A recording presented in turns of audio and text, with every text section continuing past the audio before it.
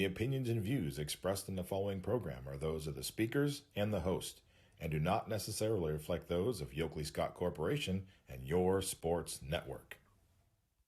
Yeah, I've been closer to Jesus before, so can you help me out?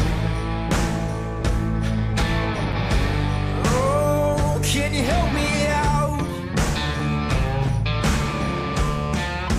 Am I on my own? Am I on my own? Or can you help me out? Am I on my own? Am I on my own? Or can you help me out? Can you help me out? I've been scared to look at my soul.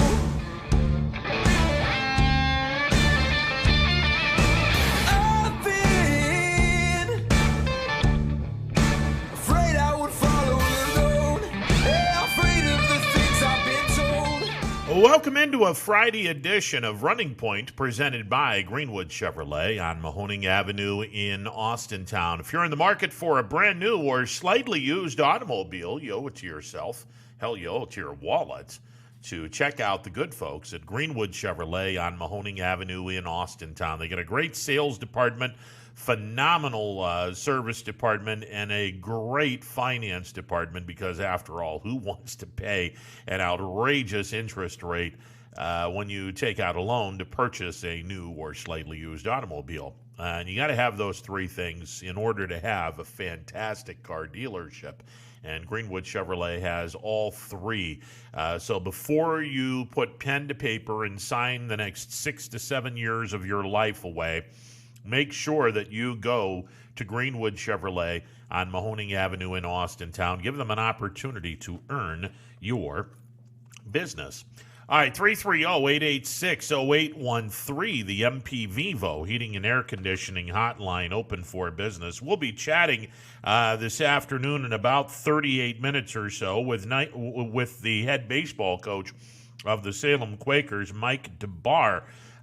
Salem was leading South Range 5-1 going into the bottom of the fifth inning. Now, if this were a major league or a minor league baseball game, the game is over.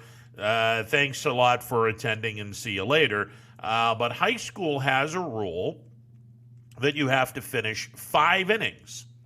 You have to finish 5 innings in a 7-inning game in order to have a completion or a minimum requirement to have a completed game. So if there's weather involved in a game, hard to believe that high school baseball would do this, being that it's 2 innings fewer, but one would think it would have been 4 innings and not 5, but it is a NFHS rule, National Federation of High Schools. It has nothing to do with the OHSAA. The OHSAA plays under the umbrella, the baseball does, under the umbrella of the National Federation of High Schools. Believe it or not, in a 7-inning game in high school ball, you have to complete 5 innings in a 7-inning game in order to have it be a game, an official game. So because South Range did not get their at-bats in the bottom of the 5th inning, this becomes a suspended game to which they are going to finish it up when these two teams play next Saturday in Salem. So that's where we are with that. Mike DeBar, the head baseball coach of the Salem Quakers, will join me at about 12:40, and we'll talk about that. We'll talk about his season, and we're going to probably talk about the best league in this area for baseball. With all due respect to the MVAC, both the Scarlet and the Gray, and all due respect to the Northeast States, the EBC, where Salem is, oh my goodness, wow! Is that a solid conference? You've got Marlington, who by the way is undefeated, Alliance, who by the way has a future first-round draft pick as a pitcher. West Branch is pretty solid, although they lost to Niles yesterday, which was pretty impressive on Niles' regard. West Branch has been scuffling as of late. And then you have Salem. So 4 teams that are just jockeying for position, trying to win this ultra competitive league of the NEC. Used to be the NBC. Those teams, by the way, Marlington, Alliance, Salem, and West Branch, are going to be part of the Division II Super Size Me tournament, which, man, that's going to be fun to watch. That will undoubtedly be a lot of fun to watch for sure. We had some games that actually were played from start to finish, believe it or not. I umpired a JV game in Boardman last night between the Spartans and Columbiana, and I got to tell you, it was cold, and it was rainy, and it was damp, and it was just a miserable day/night for baseball. But we got the 7 innings in, and Boardman JV team knocked off Columbiana. We made mention Niles defeating West Branch yesterday by the final of 8-6. Hubbard got a 5-inning victory and a no-hitter for Evan Jarvis. Punched out 13, didn't walk anybody, as Hubbard knocked off Brookfield 16-1. Lowville got their first victory of the season. They beat winless Leetonia 9-0. Ricky Palumbo picked up the victory for the Rockets, and that game was played at Scene. Ursuline outslugged Lakeview 14-10. You get some softball games. Fitch was able to beat Lakeview in 5 innings. Lydia Spalding got 7 strikeouts in the 10-0 victory for Austintown Fitch. Brookfield, a 5-inning whitewash of Liberty. Grace Schultz picked up the victory. Crestview's Caden Sutton broke the single-game strikeout record at Crestview High School. She punched out 17 in the 2-1 victory over Jackson Milton. Consider this: 17 punch-outs is 5 2/3 innings worth of batters. 5 2/3 innings worth of outs. So 7-inning game, you have 21 outs.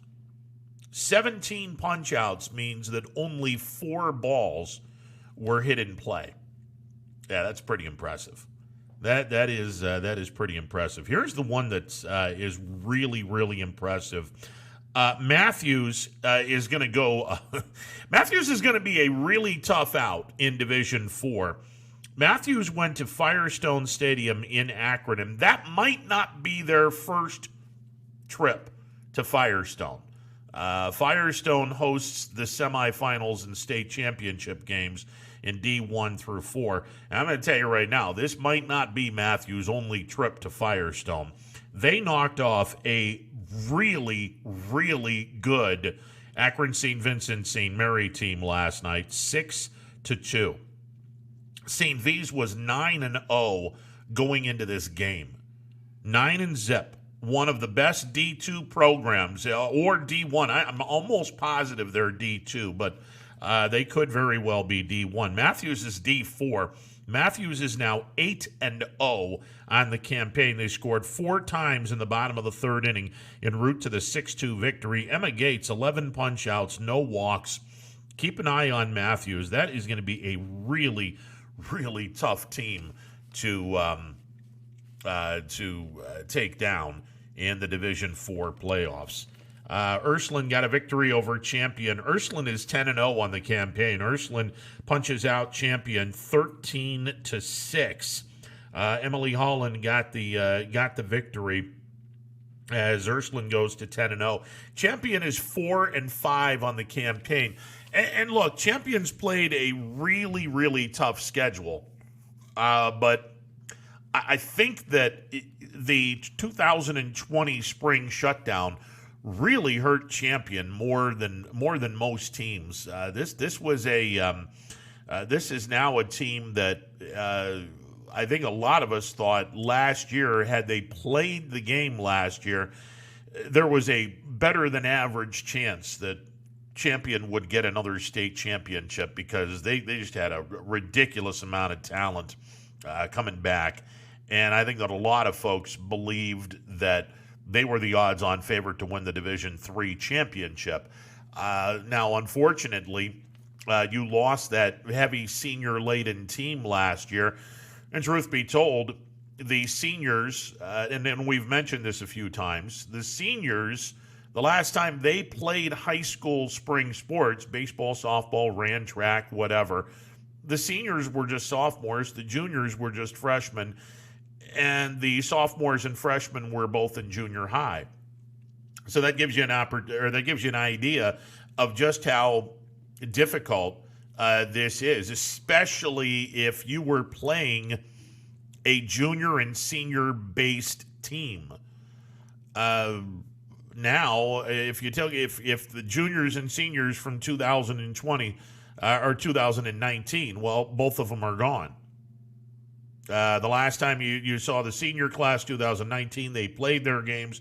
If it was a senior and junior laden class in 2019, okay, both of those classes are now gone. And then you have hardly any, if at all, any experience in varsity sports. So the teams that in 2019 were playing a very heavily based junior and senior type of program for their varsity teams, oh yeah, they're struggling in a big, big way. The teams that were playing a lot of freshmen and sophomores, those teams should be pretty much up to speed because, well, again, freshmen are juniors, sophomores are seniors. Yeah, they skipped a year, but they did have varsity experience in 2019. So now I don't know how long I don't know how long you use that. Obviously, a lot of teams are 9 games into the season. Most teams are double digits into the season. At some point in time, you got to let that go. But that is, it's not an excuse. It's a fact. It is absolutely a fact. But like I said, it's at some point in time, the kids have to be caught up to speed. And, a combination of Champion did not play a lot of sophomores and freshmen on their 2019 team.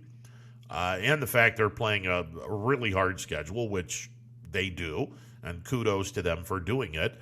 They're off a little bit. I would not want to play this team in the tournament, though. I promise you that. I would not want to play this team in the tournament because come tournament time, they'll be ready to go. Now, I don't know if they're going to be state championship ready to go, but they'll be ready to go come tournament time for sure. We really didn't touch on this yesterday and a couple of days ago.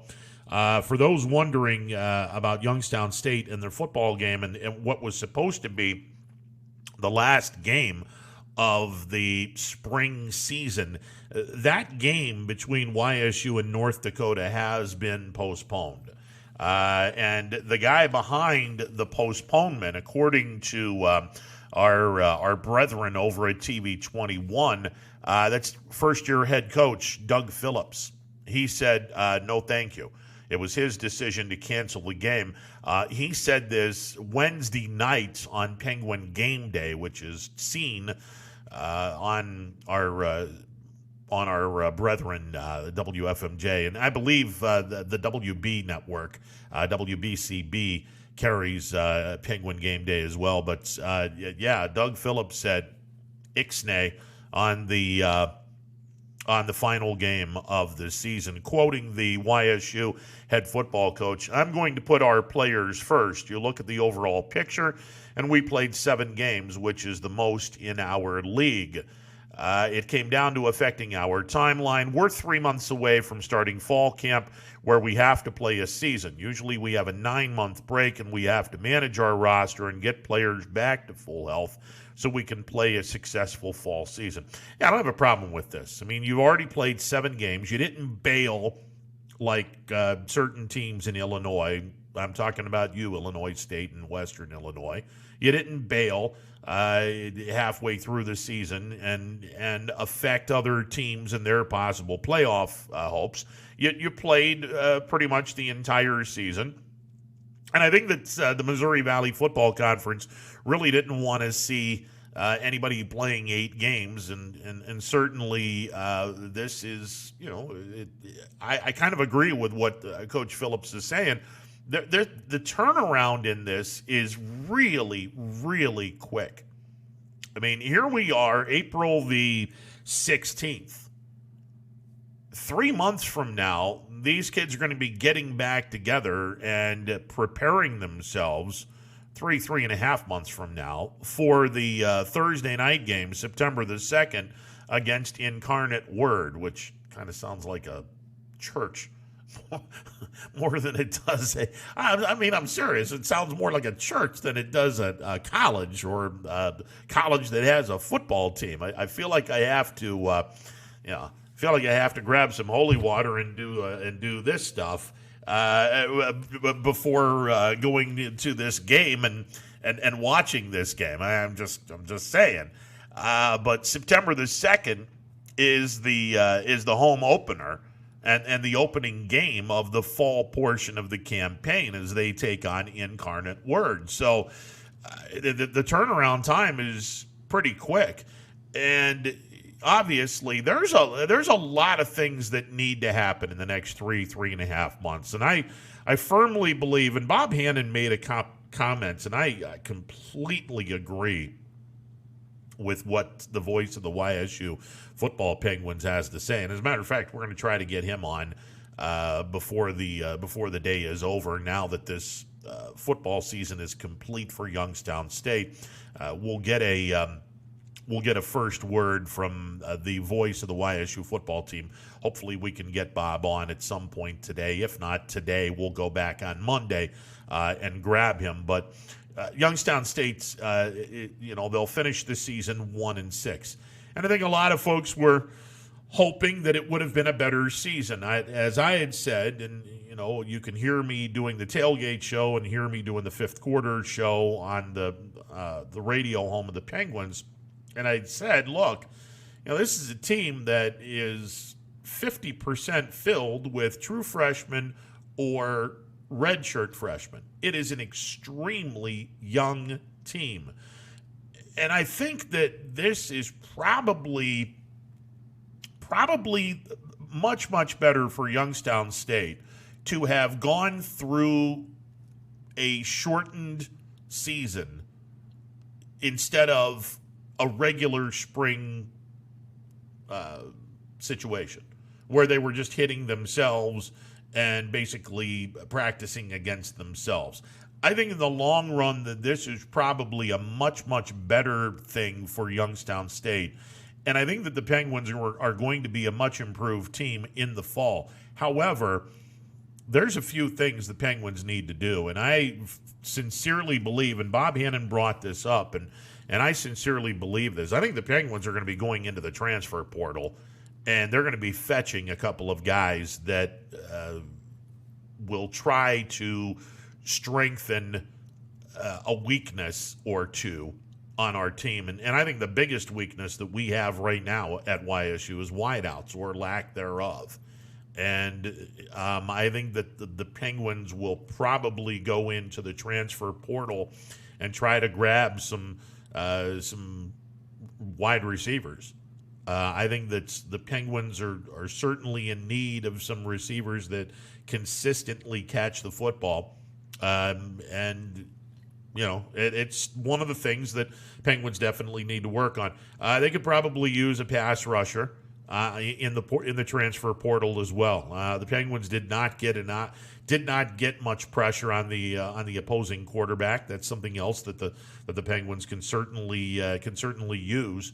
I thought, most everything else. I thought the improvement from game one all the way through the rest of the year, I thought there was steady improvement. Now, they did have a clunker against Western Illinois, unfortunately, but by and large, like I said, even though the Penguins finished 1-6, I really believe that this spring schedule is going to be a benefactor in the long run for the Penguins. I think that you will see a much improved YSU team when we start the fall portion of the season on September the 2nd when the Penguins take on Incarnate Word.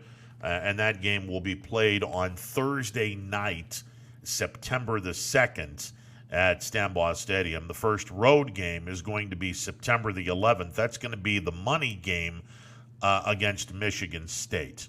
That will be the money game. YSU will be playing Michigan State in East Lansing. So we'll see what happens there. But like I said, the Penguins, they'll be an improved team. Does that mean that they finish in the top half of the league? Look, I don't know.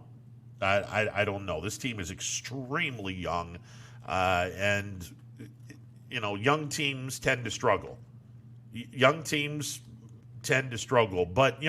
also tend to get a whole lot better with experience. And obviously, again, one of the reasons why I believe this experiment, playing the spring schedule, might have been the best thing to happen to Youngstown State, because instead of a typical ho-hum spring practice where you're battling against each other, this team was able to play 7 games and battle against other teams in their own division. And I think that it will have a profound impact on this team, short-term as well as long-term. All right, 330-886-0813, the MP Vivo Heating and Air Conditioning Hotline open for business. We will take a time out. Again, coming up at 12:40 this afternoon, we will hear from the head baseball coach of the Salem Quakers, Mike DeBar. Salem's off to a good start this year, and they had South Range down 5-1 going into the bottom half of inning number 5 in a 7-inning game. Of course, all high school games are 7 innings in length, unless, of course, there is weather involved. A legal game, according to the NFHS, the National Federation of High Schools, which is the umbrella for all of the high schools throughout the country, all 50 states that have high school baseball, or the amount of states that have high school baseball. I don't believe all 50 of them do, but all of them are under the umbrella of the National Federation of High Schools. And by rule, which I think is a silly rule, but by rule, in a 7-inning game, you must have 5 innings complete.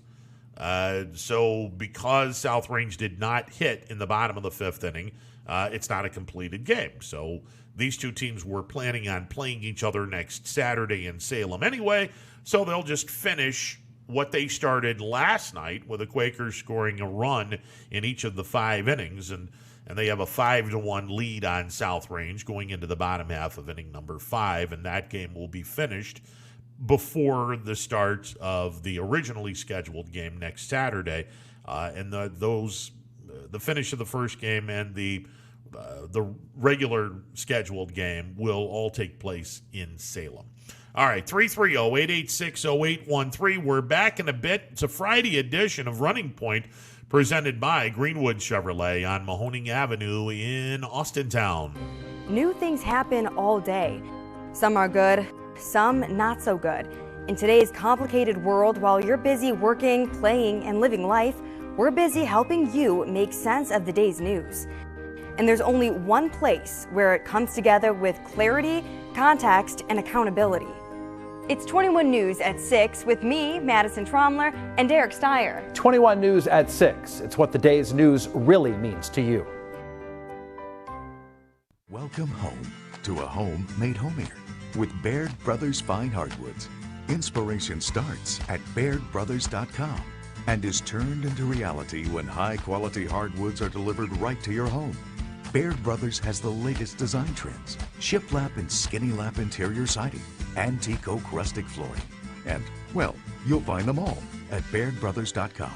Ordered easily, delivered conveniently, enjoyed comfortably. BairdBrothers.com. WRS Wealth Advisors, the area's premier wealth and retirement specialists. Located on South Avenue in Boardman. Hi, this is Jim Myers with Myers Family Insurance, your local Medicare and retirement resource. We're excited to have sports back. Whether you're on the field or cheering from the stands, sports unifies communities and brings hope for the future. We're all one team working together. At Myers Family Insurance, we know the importance of a great team.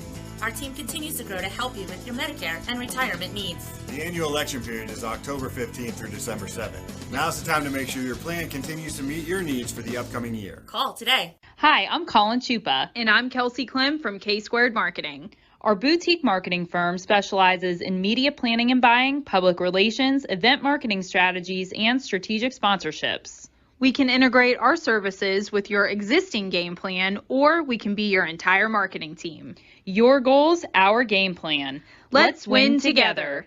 Call K-Squared Marketing at 330-623-2730 or visit ksquared.marketing to learn more.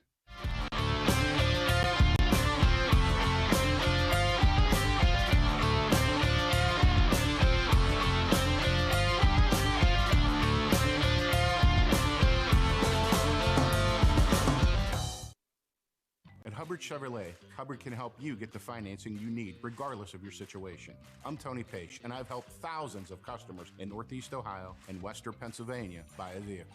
Bad credit, no problem. I can get you approved for a low-interest loan and maybe even a low-payment lease on a new car at the #1 Chevy dealership in Trumbull County for 3 years in a row. Visit HubbardChevy.com to get pre-approved or come see me, Tony Page, to get a new vehicle today. Remember, folks, Hubbard can help. Welcome back to a Friday edition of Running Points on ysnlive.com. The MP Vivo Heating and Air Conditioning Hotline open for business, 330-886-0813. That's where Mr. Football has called. Mr. Football, how are you, my good man? Well, we're okay. We're heading to Columbus today. Yes. See the grandkids. Yes, and you get the spring football game tomorrow down at Ohio Stadium.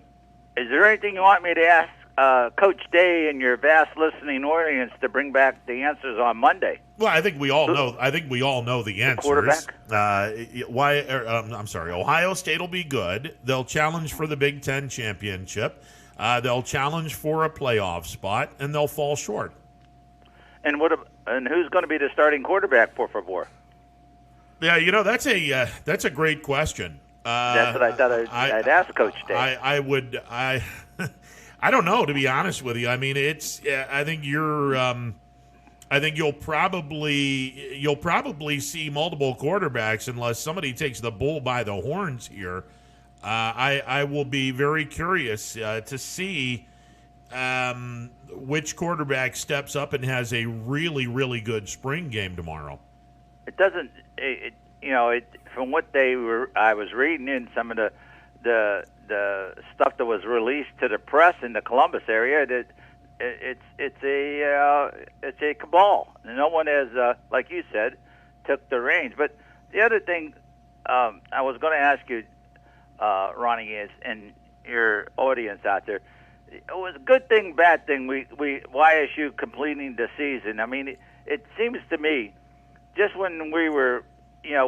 We started out, we were strong on defense, and we still were stronger on defense. It was the offense with all the frills and flags and whistles and all of this hype, reading into the season. And nothing against the voice of the Penguins, Mr. Hanna. But, when he's doing the game and then you turn to the feed on the television, it's like two different games. I know the television feed is the hometown station that's usually presenting it. The last two games away and stuff. It was the hometown. It is. It's when you see the games on TV when they're on the road, it is the other team's broadcast. Right, and I always like to listen to our hometown broadcasting, but sometimes Mr. Hanna doesn't. I mean, I know he's supposed to be for our team, and he should be. And it doesn't seem like we're looking at the same game, what's going on, listening to the radio and what's going on television. Well, I know there's a slant a little bit, but, over the years, Bob has been trying to, he usually gives it right down the middle, but it just seemed that, he sensed that we should be better than what we put out there. I'll put it that way. Look, I mean, I had said on the tailgate shows and fifth quarter shows throughout the season, we're all going to have patience because half of this roster is either true freshmen or red shirt freshmen. And simply put, you're not going to win championships with a freshman-based team. It doesn't happen. It just does not happen. And there's going to be some growing pains with this team. Now, having said that, I think in the long run, the COVID season that moved this from the fall to the spring, instead of having a spring practice where you're, hammering each other all through the month of March and into April, and then you have your spring game against each other, I think that this is going to have a profound impact in a positive way. This has to. Absolutely, it will. Because it gave our kids a chance to go up against the competition and see how far behind that we are in a lot of cases. I agree with that, Vince, and I think that the other good part of COVID, and not much of COVID has been good, but if there is a blessing in all of this, it's the fact that they have opened up the transfer portal for everyone, and the NCAA has now come to a decision that every player now gets a mulligan where they can transfer anytime they want. So it's a one-shot deal, and you won't pay a 1 year you won't pay a 1 year penalty in which you skip 1 year and then get back into playing. I think that the Penguins know they don't have a go-to receiver, or they don't have receivers who consistently catch the ball. So I think the Penguins are going to be going into the transfer portal looking for receivers that consistently catch the ball, maybe get lightning in a bottle and get a home run threat. I think the Penguins also realize they don't have a consistent pass rush. So if you go out, find someone in the transfer portal that has 1 year of eligibility left or whatever, and they have made a career out of sacking the quarterback or putting a lot of pressure on the quarterback, I think that is a perfect scenario for the Penguins. So I think the transfer portal is most definitely going to be used between now and 3 months from now when this team gets ready to prepare themselves for Incarnate Word, as apparently we will all have to go to church before we see this game against Incarnate Word, because it sounds like we're going to church when we're playing this team. I'm just saying. I know when Mr. Hanna made it on the River Show, and people were like, "What? Who? What?" They didn't. I didn't know about this team. It's a new team in the one. Is it 1AA or not 1AA? It's FCS. It's FCS is the now. It used to be called 1AA. It's now called FCS, and 1A is now FBS. It's just that out of nowhere, and I know Coach Phillips is going to be down the road when he gets a couple classes of recruits that he wants to get in here to run the offense that he got out there. And I know the will-o-the-wisp from Gerard is the mainstay. I didn't know he was hurt that bad for him to cancel not playing, and how Craycraft didn't, when he gave him a shot, it didn't seem like he was going to do more or less better than what. Well, and again, Joe got hurt an awful lot with guys dropping the ball. I mean, now look, don't get me wrong. Joe Craycraft threw some passes that were nowhere nowhere near the area code, let alone the vicinity of the intended receiver. But the passes that he did through that were right on the numbers, right on the screws, a lot of them were dropped.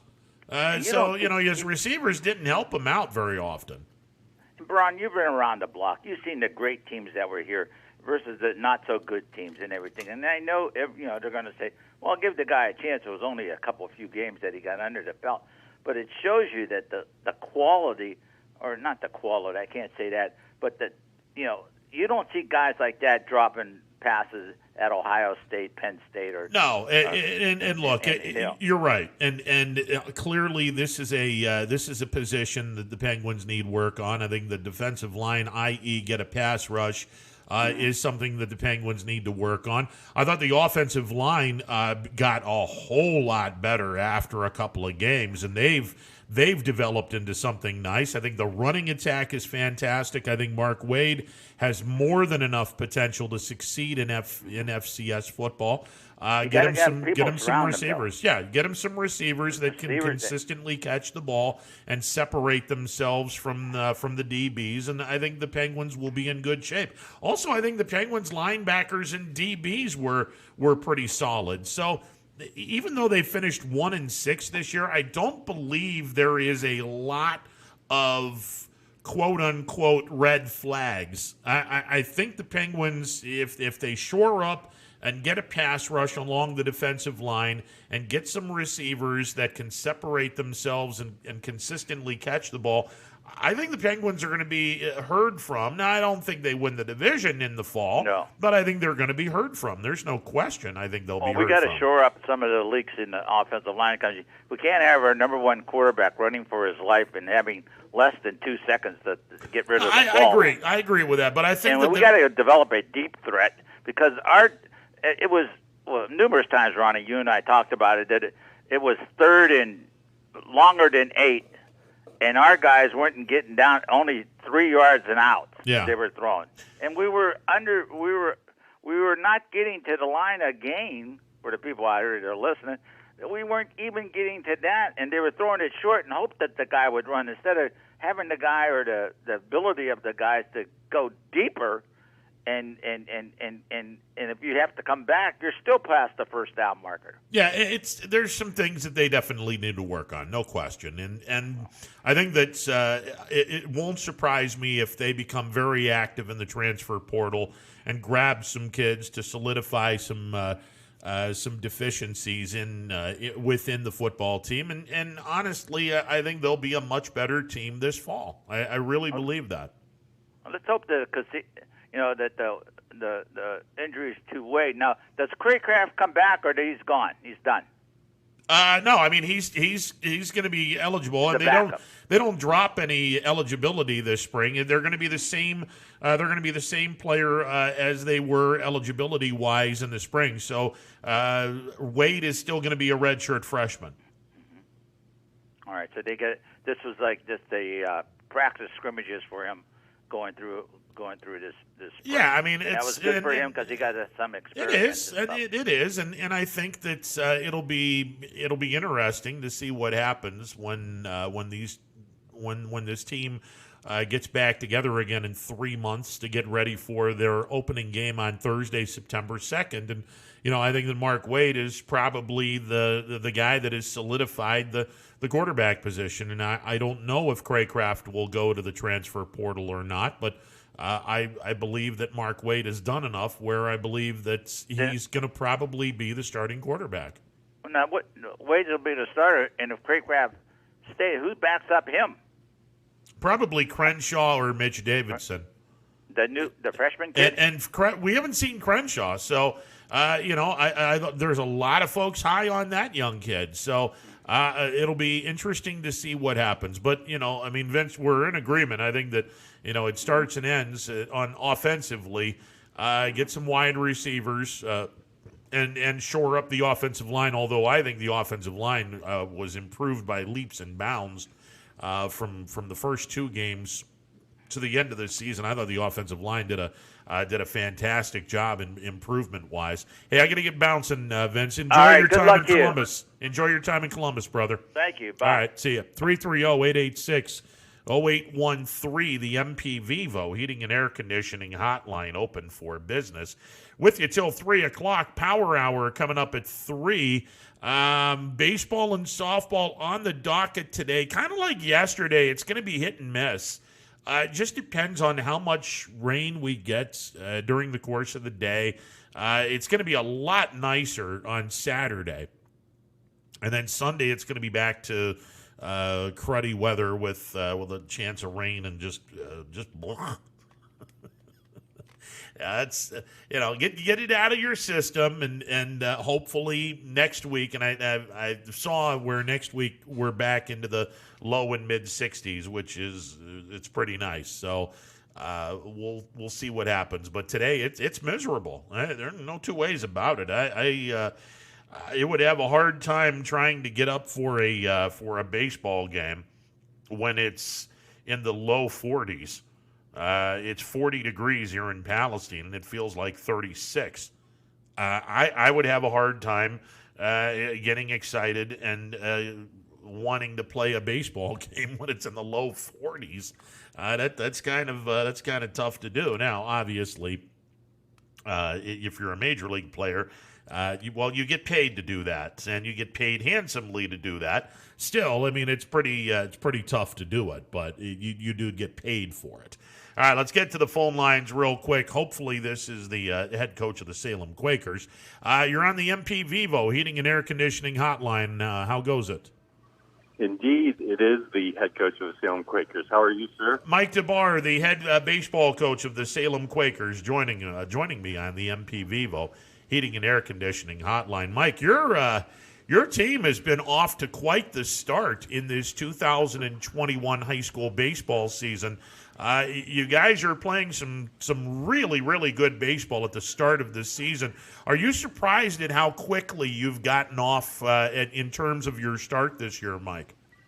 I don't know if I'd say I'm surprised, but when you look at the schedule at the beginning of the year, you kind of say, here's going to be our tough week. Here's going to be, a week that we think we could do pretty good. And we looked at that first couple weeks as a tough week, especially when you got Gavin Bruni from the Lions. You start the season at Canfield. I guess I'm surprised how quickly we've improved, because I know where we started at the beginning of the season. I know where we're at now, which is still not where we want to be, but I know we have come a long way. So I am kind of surprised how quickly we've come together.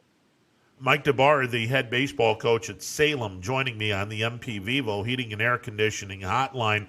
I was a little surprised that you guys were able to peck away at South Range. You got single runs the first 5 innings.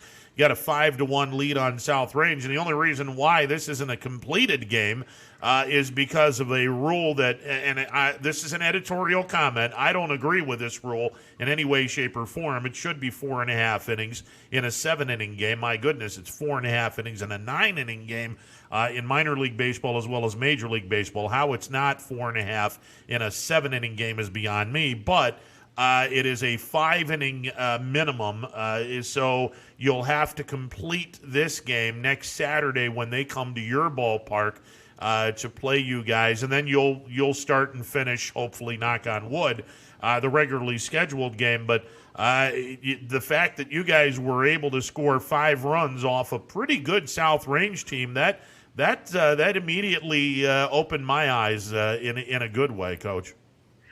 Yeah, I think you're probably not alone with that view, but as far as the game's concerned, I think just because we were going to play them, we're scheduled to play them next Saturday anyways, we would have finished the game wherever it was before we started.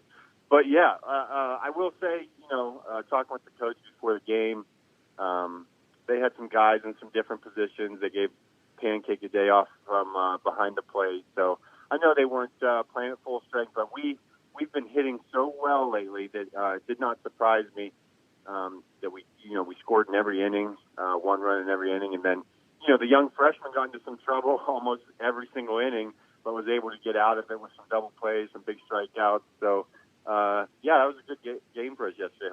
Hopefully we can finish it out next Saturday. I love when a kid is in hot water and he finds himself in a scenario where he needs to wiggle out of trouble. And this is where the pitcher, it takes over the game. This is the guy that is the single most important position in all of sports. Forget about quarterback. The pitcher is even more important than the quarterback. And this is where I love when a pitcher has the mental capacity to stare down the trouble that he's in and get out of trouble without any damage done. And that's a great quality to have when you have pitchers that are capable of doing that on a consistent basis. I agree with you, and I think we have 3 or 4 of those guys on our staff, which is a luxury for us. I sure would like it if he didn't put himself into those positions, but I would have less gray hair in my beard. But he has done a fantastic job as a freshman for us. His brother, Lane Rhodes, our senior, does the same thing. And it goes back to we're giving too many free passes here. And I told the guys that last night. We have a walk issue. It's never good when you give free 90 feet to especially good baseball teams like South Range. But like you said, he was able to get out of it, and that shows what kind of competitor he is, even as a freshman. Yeah, sooner or later it comes back to haunt you because, you give up walks and errors. I mean, I tell this to people all the time that you count up the amount of walks and the amount of errors and you add them all together, and let's say that the number is 8. You're looking at 2 2/3 innings worth of outs that you have just given up. That's 8 base runners, and that could have very easily gotten you through almost half of a 7-inning game, or at least a good way to the halfway point of a 7-inning game. So you have to limit the walks, and you have to play solid defense, especially in a 7-inning game where you're not going to get as much opportunities than in a 9-inning contest when you get to the minors and the major leagues. Yeah, no doubt. And we tell our guys all the time, listen, errors are going to happen, right? Like you're not going to go many games without an error, or many games in a row without an error. It's just limiting those mental errors, or letting one error become 2, 3 errors. And the same can go for pitching, I think. One walk can turn, you don't rely on your stuff the way you were previously before that walk, and that can snowball into 2, 3 walks. Next thing you know, you got bases loaded, nobody out. So, yeah, that's stuff. You can limit that stuff and make teams beat you without giving them freebies. It makes it more difficult for the other team to win, for sure. Mike DeBar, the head baseball coach at Salem High School, joining me on the MP Vivo Heating and Air Conditioning Hotline. Skip, I got to tell you, I look at the EBC and I'll tell you what. As much as I love the Mahoning Valley Athletic Conference, gray and scarlet tier, the Northeast 8, I said this earlier in the show, and I think it's an absolute stone cold fact. Your division, your league this year, good God, is that league impressive, because you've got arguably the best player in this area who will wind up being a first-round draft pick, and I'm pretty confident in saying that this year, in Gavin Bruni with Alliance. You've got a really good West Branch team that's been scuffling, but still a really good team. Oh, by the way, you've got an undefeated team in Marlington, and then you got a team in Salem that is pretty impressive as well. And we're only talking about 4 teams in your league. I'm sure Canton South is one of those good teams that we haven't talked very much about, and who knows what Carrollton and Minerva are bringing to the table. But top to bottom, especially in the top, good God, is your conference good?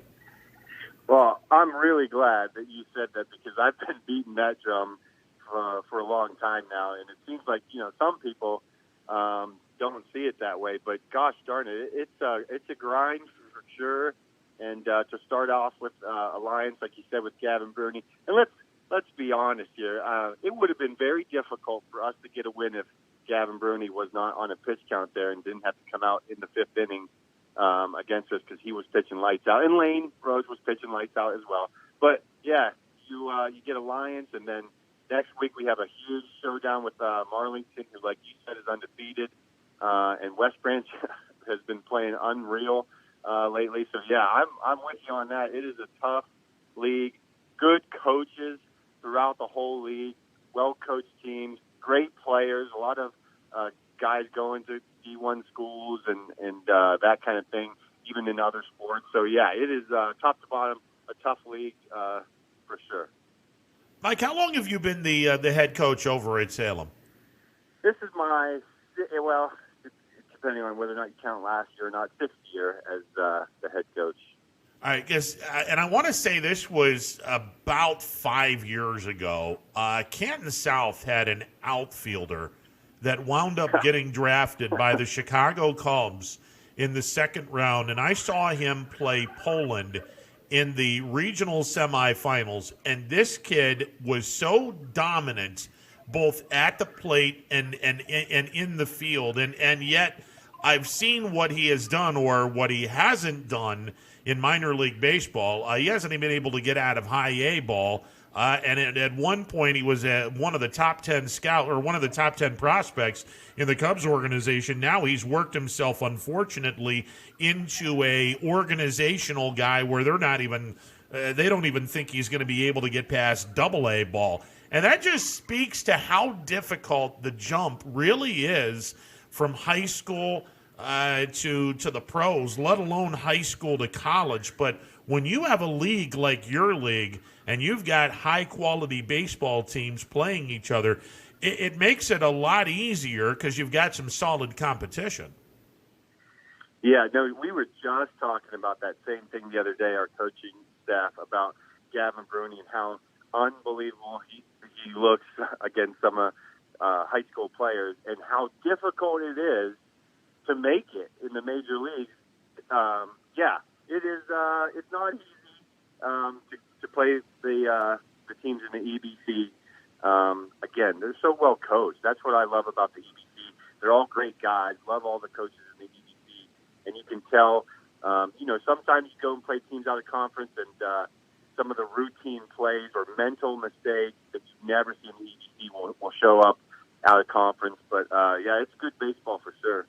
Mike, one of the things that I love about high school sports, especially as a coach, is you get the free reign to basically try to go down into the youth programs and try to mold those kids and get them ready for when they come up into high school. Now, obviously, football, you got the little Quakers program going on down there in Salem. Basketball, I know that they get the kids started as early as kindergarten, first grade, get them working on dribbling and the fundamentals of basketball. Baseball's a little bit different because, well, you got Little League and then you got Pony League in Salem. How involved are you with the baseball, T-ball league, Little League, and Pony League as a high school baseball coach? How involved are you in the lower tier of youth league baseball in Salem? Not enough. That is for sure. We talked about it as a staff that we need to do more. We've had some practices with our guys helping out the young guys before, like on the football field, like on the turf. They'd come for a practice, and our guys would, run drills with them and stuff like that. But as far as the total involvement of our youth programs here in Salem, we need to do more. We need to do better because you're right. That's where it starts. And if you have to coach, from scratch when they get there, it makes your job a lot harder. And, that's on you for not getting down there and getting with the coaches and getting with the players. And I will say that, this would open up a whole nother debate, but travel ball has killed the community leagues a lot, in my opinion. So it makes it hard because you're not playing together as much as when I used to play. It's 7 teams in the youth league, and we just had a whole schedule where we played ourselves. And now, we have 1 team, 2 teams. So it makes it difficult. But, for sure, I definitely we need to do a better job getting down to the lower levels and reaching out to those young kids and working with them. Mike DeBar, the head baseball coach at Salem, joining me on the MP Vivo Heating and Air Conditioning Hotline. A couple more things before I let you go. Number one, the Division II playoffs and the tournaments and the fact that it's going to be supersized just like every other tournament has been supersized this year. Holy smokes, is the talent in D2 going to be impressive. And I know that you'll have Alliance and you'll have West Branch and you'll have Marlington and yourself and the teams in Mahoning County and up in Trumbull County and to the north. I mean, it's going to be an impressive supersized Division II tournament around these parts. No doubt. We just got, I think a couple weeks ago, we got our district, and we looked at it and said, holy cow, that if you win this district this year, you've really done something, because we got Canfield, who might be the best team in the state in our division, and Louisville now in that district, which no one ever likes to play Louisville because they're always so good at all sports, and then West Branch, and Alliance, I think now is D1, or at least they were last year before COVID hit. I know they were moving up, but yeah, it is a brutal district, and I know whoever is fortunate enough to come through it has really done something special. No question.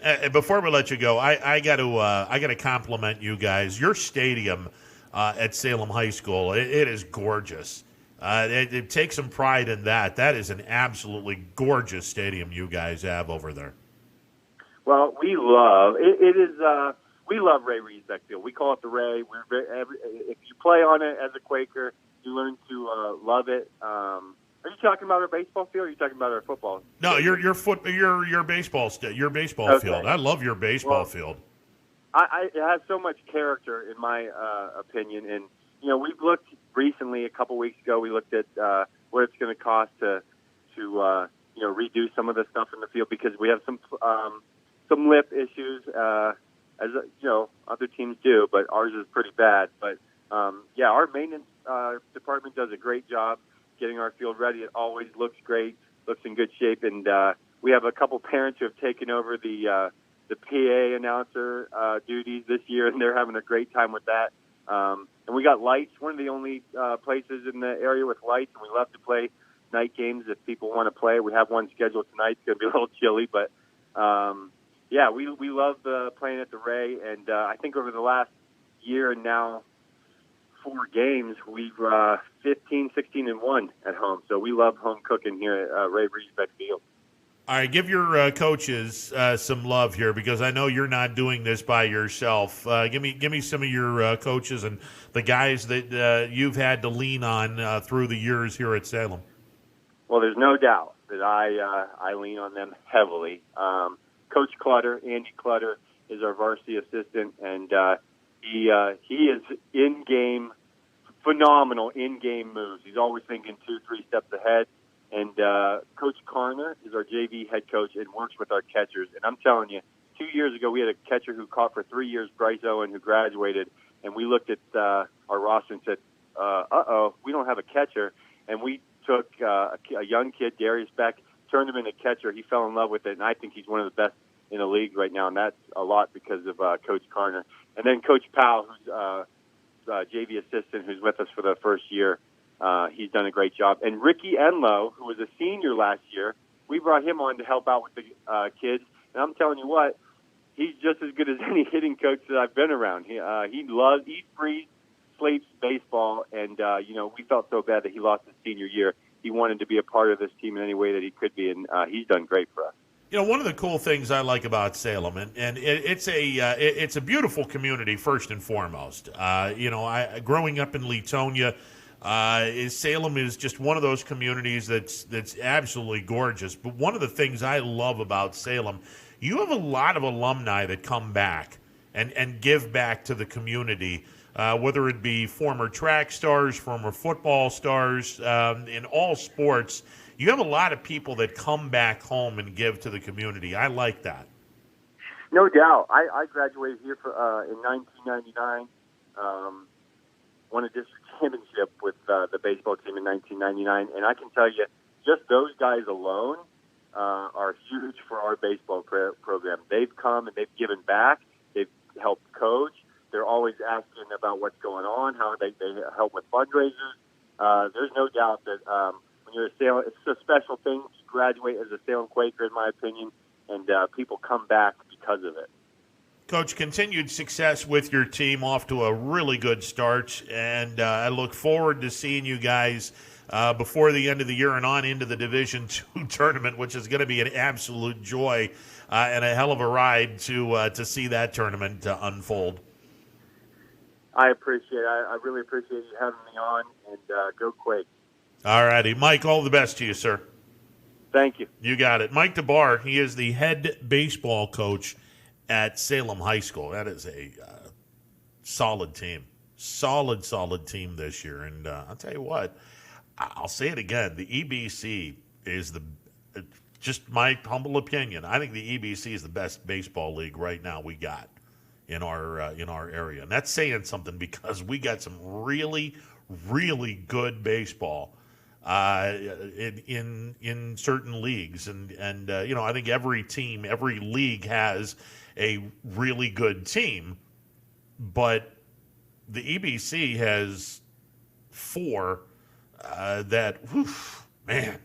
I mean, Marlington, as we said, Marlington is an undefeated baseball team right now. And then you have Alliance and Gavin Bruni, who I think is going to be a first-round draft pick. If he's not a first-round draft pick, he'll be a supplemental first-round draft pick. There is no way that Bruni does not get picked, whether it be first round or after the supplemental round.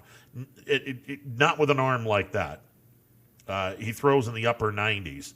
They're going to jump all over that. And he also has 2 other pitches that are plus pitches that will work. He's not a one-trick pony. He's a guy that throws hard, but he also has 2 other pitches that are ridiculous.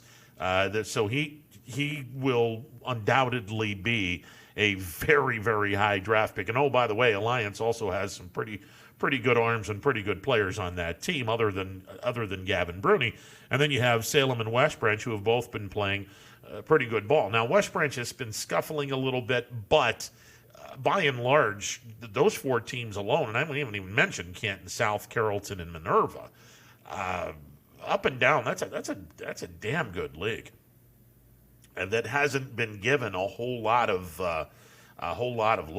That's the EBC. Woof, that's a good league, no doubt. Much like the NE8 and all the leagues that we have in YSN country. I mean, these tournaments are going to be fun, and I'm glad he brought up Louisville, a YSN school. Don't you know? Louisville will be in the D2 tournaments as well. I believe he is correct in that Alliance is going to be Division I. We're going to have to look and see officially what is going on there, but I believe that Alliance is going to be Division I. But like I said, we'll have to do a little bit of research on that. But that's, good Lord, there's going to be an awful lot of a great talent running around when we get into the postseason for sure. All right, 330-886-0813, the MP Vivo Heating and Air Conditioning Hotline, open for business. They're playing baseball in Highland Heights, Kentucky. That game can be heard on ysnlive.com. Just search for YSU Baseball. They are in the middle of the 3rd inning at last report. Youngstown State, who had trailed 2-0, Northern Kentucky scored 2 times in the bottom of the 1st inning on a 2-run dinger by Andrew Bacon. The Penguins got even in the top of the 3rd. Glaser brought home a run with a sac fly. Bucko with an RBI ground out.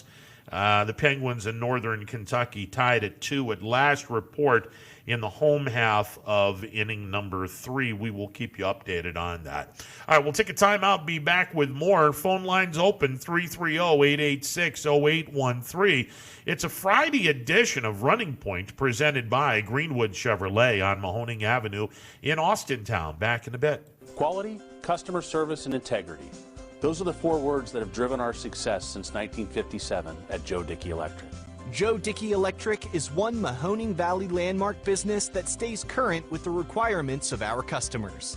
Family owned and managed, we are an electrical contractor and energy solutions provider. Every member of our team adds to his or her skill set through ongoing training. Residential, commercial, industrial, automotive, and more. We keep ahead of the needs of our customers with a fleet of more than 50 vehicles and 24/7 emergency service, so you're never left in the dark. The 4M Company, being an architect and construction manager for over 40 years, has had the opportunity to use many different electrical businesses for our projects. The depth, quality, and knowledge and attention to detail displayed by Dickey Electric makes them stand out above all the rest. For state-of-the-art expertise and a timeless commitment to our customers, contact Joe Dickey Electric. We are everything electrical.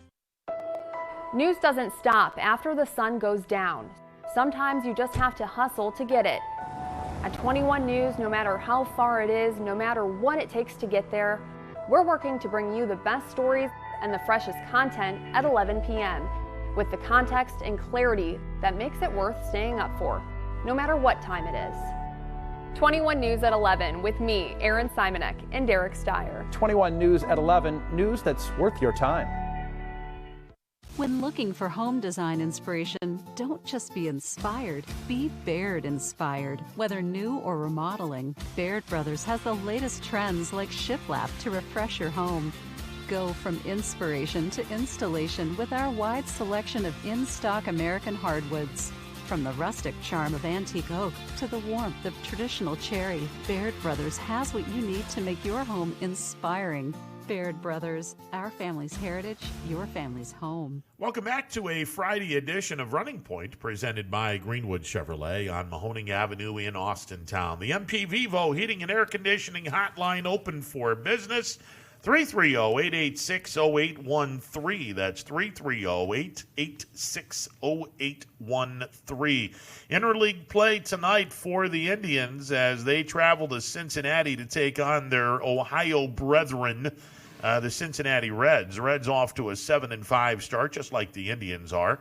Mr. Allen on the hill tonight for the Indians. 1 win, 1 loss. The left-hander with a .270 earned run average. On the hill for the Cincinnati Reds will be the right-hander, Jeff Hoffman. He's 1-1 with a .386 earned run average, and with a right-hander on the mound.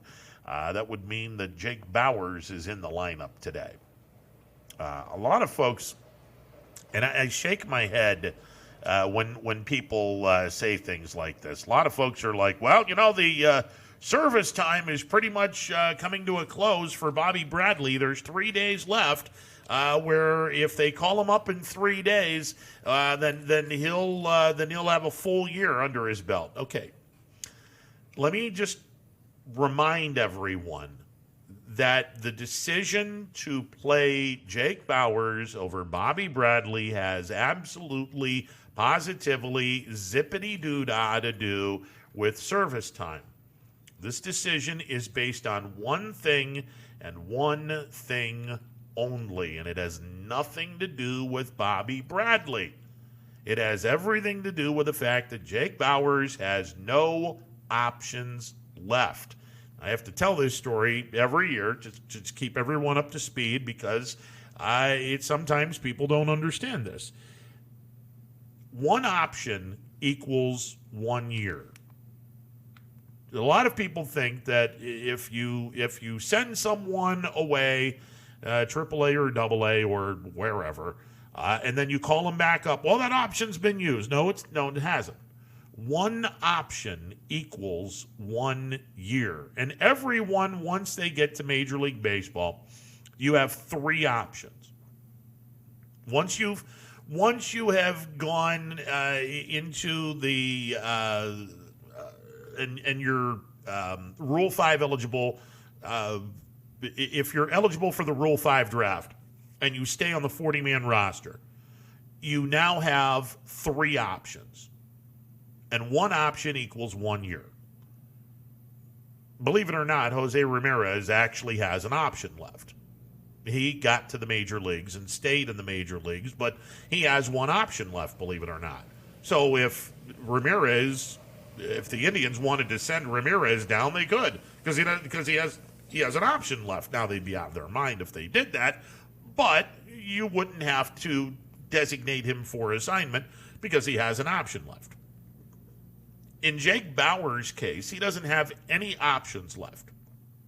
And essentially what that means is, if the Indians were to sit back and say, we don't have any room for you on our major league roster, they have to expose him through waivers.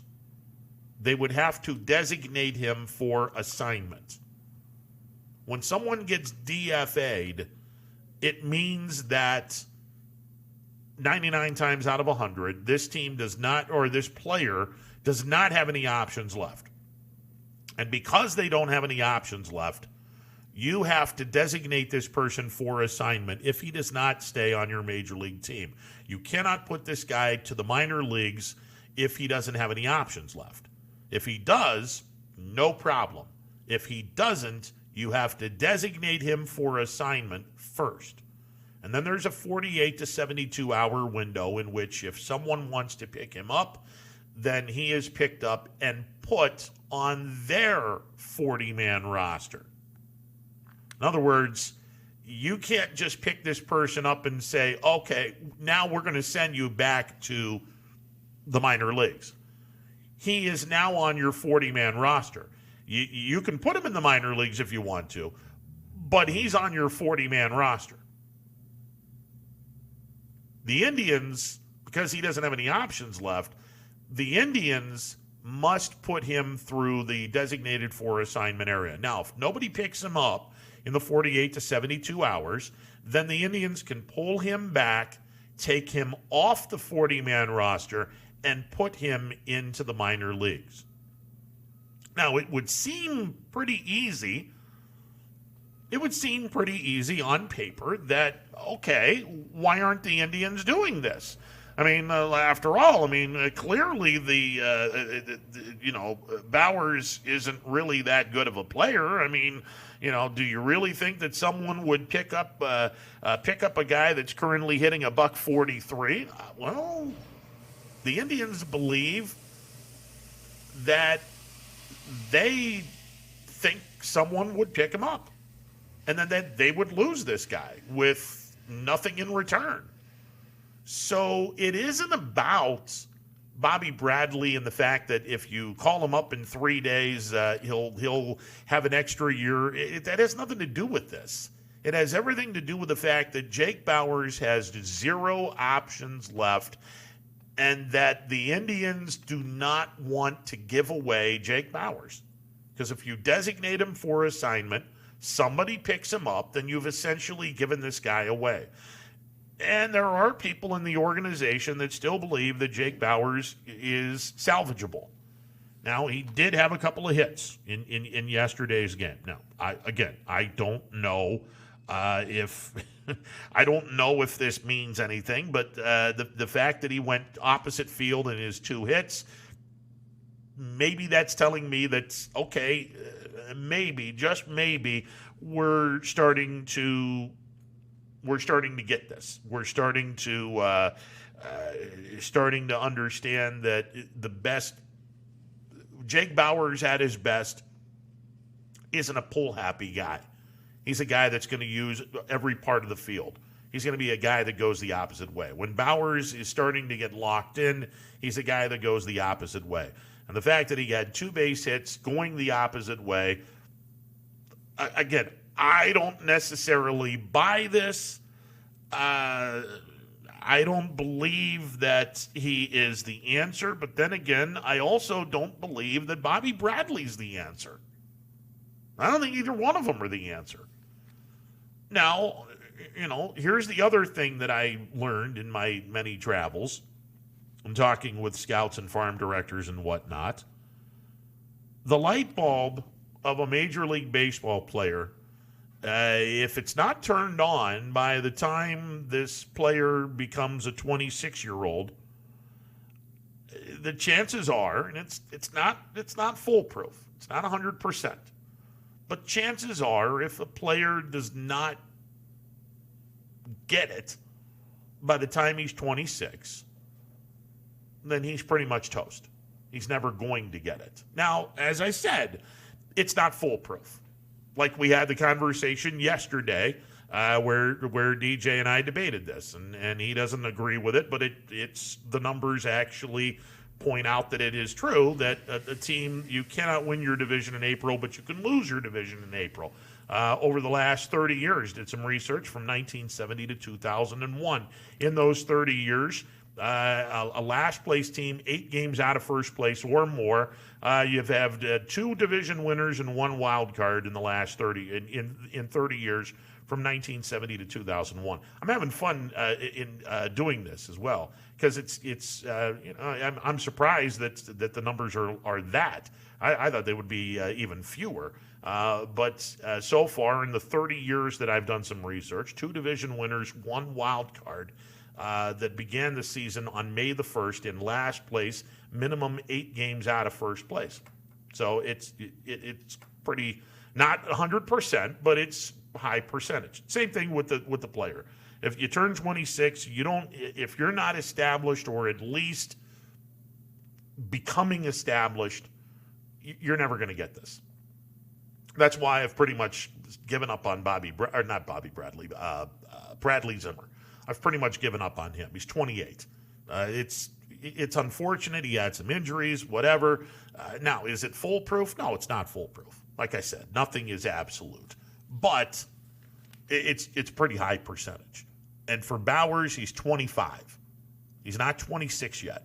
He is 25 years of age. Now, he turns 26 on October the 6th. He turns 26. This is a huge year for Bowers. If he does not get it, if the light bulb does not come on, it's probably not going to come on. And we'll see. We'll see what happens. Bobby Bradley is about the same age, 24, 25 years of age. And, again, Bradley, the first time he got called up, not pretty. Not pretty. Now, to Bobby's credit, he's lost 30 pounds. He's looked leaner. He's looked a whole lot better. And I'll freely admit to this. He outplayed Jake Bowers. And if Jake Bowers had no option, or if Jake Bowers had an option left, Bobby Bradley would be your first baseman right now. But because Jake Bowers doesn't have any options left, that's the reason why the Indians said, listen, we gotta know once and for all what we have with this guy. And so far it hasn't gone very well for Bowers. 3 for 21. Although yesterday he got a couple of base hits and a couple of base hits the opposite way. Maybe, just maybe, Bowers is starting to wake up a little bit. We'll see. But the Indians are playing the Indians are playing the Reds tonight. Pirates are in Milwaukee. They will take on the Brewers. Bucks are 5-8. I'll tell you what, Pirates, they split with San Diego. And that's saying something because the Padres are a really good team this year. And the fact that the Pirates were able to split with them, the fact that they've been able to hold their own against the Cubs, this is not as bad a team as I thought. Now, obviously, we're early on. We're not even 10% into the season, but the Pirates haven't buried themselves in the division yet. They're not as bad as, like I said, they're not as bad as I thought. They're actually off to a pretty decent start. JT Brubaker is on the hill tonight for the Buccos. He will be opposed by the right-hander Adrian Hauser. Hauser 1-1 with a 180 earned run average. Brubaker 1-0, a 193 earned run average. And again, very tiny sample size for these two guys, but so far so good. Pirates 5-8, Milwaukee 7-5. That game starts at 8:10 tonight. So the Bucks are in Milwaukee. Then speaking of PNC, even though the Pirates are away, PNC is going to be used. Thank you very much, and that would be with a local team. Columbiana is headed to PNC. The baseball team is going to be playing at PNC tonight, and hopefully,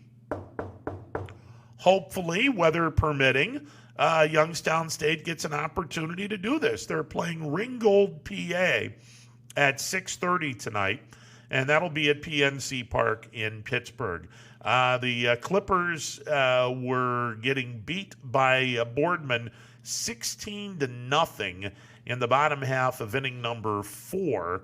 That's when the rains came at Firestone Park. Boardman scored 2 times in the first, a 9 spot in the second, 4 more in the third, and they tacked on another run in the top of the 4th inning. Meanwhile, Jason Treveri and Patrick Hubert, they combined on a 3-inning no-hitter. Treveri going 2 scoreless, hitless innings, striking out 3. Hubert pitching a scoreless third. as the Spartans were beating Columbiana 16-0 in the bottom of inning number 4. And as we mentioned, that is not a legal game. That is not a regulation game. The regulation game, and again, editorial comment, I think it's absurd that they go 5 innings in high school for a 7-inning game when in a normal 9-inning affair, it's 4.5. All you have to do is finish the top of the 5th inning. You're halfway home, and then the game is over. I mean, at the very least, in a 7-inning game, it should be 4 innings, not 5. But again, that's not that's not the rule. The rule, according to the NFHS, the National Federation of High Schools, and again, that is the umbrella in which every state in our country that has high school baseball, and I believe everybody with the exception of Wyoming, and I believe Iowa does not have high school baseball as well, and there might be one or two other states, but a high majority of our 50 states do have high school baseball, and they're all under the umbrella of the National Federation of High Schools. They're the ones that have created the rule book, to which I have a copy of, and the rule states that an official game in high school baseball, a game that's 7 innings in length, if it's rain shortened, you have to play 5 innings. If it's rain shortened, in order for that to be deemed an official game, you must have 5 innings of baseball in order for that game to be an official game. So because Columbiana was up when the game was stopped in the bottom of the 4th inning, that is not an official game. Just like the Salem South Range game last night at South Range. South Range was batting in the bottom of the 5th inning, or they were ready to bat in the bottom of the 5th inning when the rains came, and they called the game. So it's a suspended game. Now, I don't know, because Columbiana and Boardman don't play each other the rest of the year. They played earlier in the year. That was Columbiana's first loss of the season to Boardman at Boardman. Because these two teams don't play each other the rest of the season, they may have agreed to say, hey, we're just going to make this an official game, even though it's not. But Columbiana is to play Ringgold, PA, at 6:30 this evening. That game is going to be played at PNC Park in Pittsburgh. And PNC, just like Progressive Field in Cleveland, they'll open up their stadiums for a price. They'll open up their stadiums for the high schools. I remember a few years ago, Hubbard playing a game at Progressive Field, and I had an opportunity to broadcast that game on terrestrial radio, which was pretty cool. I got to sit in Hammy's seat, which that doesn't happen very often. All the years that I did baseball, I wanted to sit in Hammy's seat. Unfortunately, it is what it is. But Pittsburgh is the same. They opened their stadium up for a price. Your high school team can play at PNC, and let's be honest, PNC is probably the most gorgeous stadium in all of Major League Baseball. I'm sure there are some folks in San Francisco that would disagree, but for my money, PNC is number one in terms of beautiful stadiums in all 30 of the cathedrals known as ballparks in Major League Baseball. PNC is at the top of the list.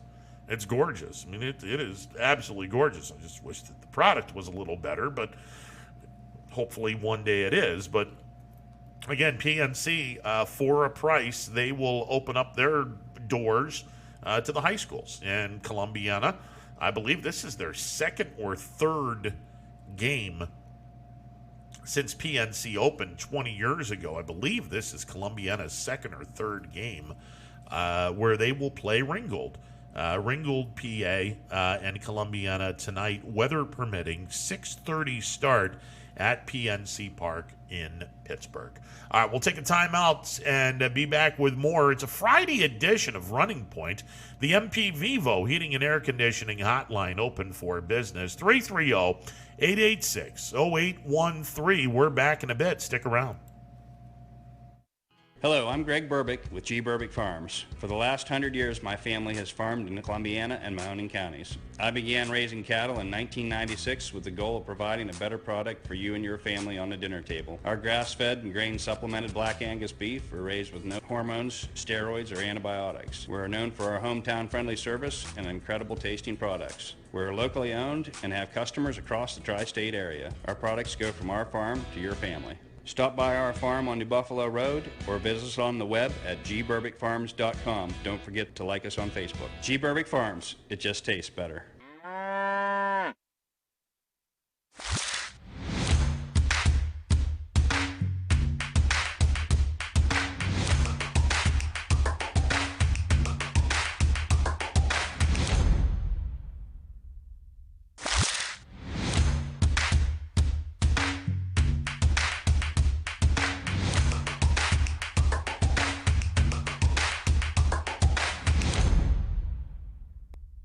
Hi, this is Tommy Clem, owner of WRS Insurance Solutions. WRS Insurance Solutions is a local, independent agency that specializes in life, Medicare, long-term care, and disability products. Call us at 330-953-3722 or visit us at wrsinsurancesolutions.com to learn more. Good luck to all the student athletes in the Valley.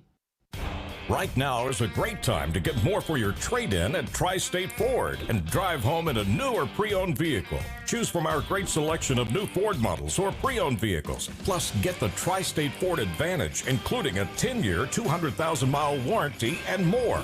At Tri-State Ford, we'll pay you top dollar for your trade, but you don't have to purchase one of ours to sell us yours. Customer focus, community driven. Tri-State Ford East Liverpool or visit tristateford.net. Jimmy Sullivan here, Director of Isle, Purple Cat, and Golden String. We are happy to support YSN and two of my favorite people, Scotty Mincher and Super Dave O'Malley.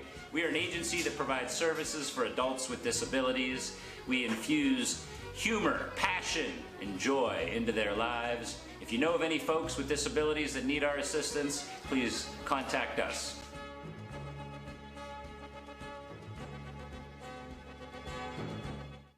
Welcome back to a Friday edition of Running Point presented by Greenwood Chevrolet on Mahoning Avenue in Austintown. If you're in the market for a brand new or slightly used automobile, you owe it to yourself, you owe it to your wallet to make a trip over to Austintown and check out the good folks at Greenwood Chevrolet on Mahoning Avenue in Austintown. They got a great sales department, service department, and finance department, and you need all three, especially that finance department. I mean, nobody wants to pay outrageous interest rates, especially if you don't have very good credit. I hate to say that. You know, you miss a few bills and your credit score goes into the tank. It's one of those things. But, you certainly want, if you're in the market for a car and you don't have the greatest credit in the world, you don't want to pay an outrageous interest rate on your loan. I mean, let's be honest. If you're purchasing a new car or a used car, I mean, you're going to be getting monthly payments for the next 5 to 6, maybe 7 years. It's a reality. Unless, of course, you've got a lot of money to which you can sit back and go and make it rain up in there. And if you do, come help your friend over here. That would be nice. But unless you have a lot of money that you can sit back and write a cashier's check for your car, you're going to be signing your life for the next 5 to 7 years of your life and be attached to a car payment, and you certainly don't want to pay an arm, a leg, and your firstborn. So do yourself a favor before you put pen to paper and sign that next 5 to 7 years of your life away. You owe it to yourself and you owe it to your wallet to check out the good folks at Greenwood Chevrolet on Mahoning Avenue in Austintown. All right, the MP Vivo Heating and Air Conditioning Hotline open for business, 330-886-0813. That's 330-886-0813. With you till 3 o'clock, Power Hour coming up at 3 o'clock. And then, as we mentioned, depending on how much rain we have been getting, that will go a long way to determine how many games are going to be played, obviously, this afternoon and early this evening as we go into the baseball and softball portion of our day, and hopefully, knock on wood, we're going to be able to have a lot of softball and baseball games. Northern Kentucky has blasted this game open. Northern Kentucky scoring 5 runs on 6 hits in the bottom of the 4th inning. And they jump out to a 7-2 lead and then tacked on another run in the bottom of the 5th inning. It is all Northern Kentucky today. 5 in the books from Highland Heights, Kentucky, and the Norse lead Youngstown State 8-2. We have made mention how important, how really, really important this game and this series is in the landscape of the postseason. As you look at the standings, Wright State is in first place, and they're not going to be playing baseball this weekend. Wright State is off for a second consecutive weekend because they had a COVID situation last weekend, so they're off for another weekend. So they will not be playing, and to my knowledge, I don't believe any of those 8 games that Wright State lost are going to be made up. So it's going to be percentage-wise from here on out to determine who wins the division and who finishes in the top 4, where the top 4 teams in the Horizon League go on to the Horizon League tournament. The 5th, 6th, and 7th place teams, sucks to be you. You're not getting into the tournament. Wright State at the beginning of the day was 13-3, Milwaukee 12-8, YSU 11-9. So Penguins in 3rd place. Well, here's the rub. The 4th place team is Northern Kentucky. They're 10-10. They're just 1 game in back of Youngstown State for 3rd place. And UIC is in 5th place at 9-11. 2 games in back of 3rd place Youngstown State, and only 1 game in back of the 4th place Norse from Northern Kentucky. Now, UIC this weekend was to have played Purdue Fort Wayne, and we'll see what happens there when the UIC Flames take on the Mastodons of Purdue Fort Wayne. That game is to be played in Chicago today at 4 o'clock, doubleheader tomorrow beginning at 1 o'clock, and a single game on Sunday beginning at 1 o'clock. So this weekend, boy, oh boy, Penguins could wind up as low as 5th place this weekend. But that, on the good note, if the Penguins can take 3 out of 4 from Northern Kentucky and get a little bit of help from the team that Milwaukee will be playing, and Milwaukee is playing a non-conference affair against Illinois State. So they're not even playing a league opponent this week. So Milwaukee is going to remain 12-8. Well, if the Penguins can take 3 out of 4 from Northern Kentucky, we're looking at a 14-10 record, and the Penguins would be tied for 2nd place with Milwaukee. Actually, they would be tied for 2nd place because they'd have 2 more wins, but they'd also have 2 more losses. So it would be statistically a tie for 2nd place. But again, Northern Kentucky leading right now. If they hang on and win this game, Northern Kentucky finds themselves in a tie for third place, and depending on what UIC does with Purdue-Fort Wayne today, if the Flames were to knock off the Mastodons, you would be looking at UIC at 10-11, the Penguins and Northern Kentucky at 11-10.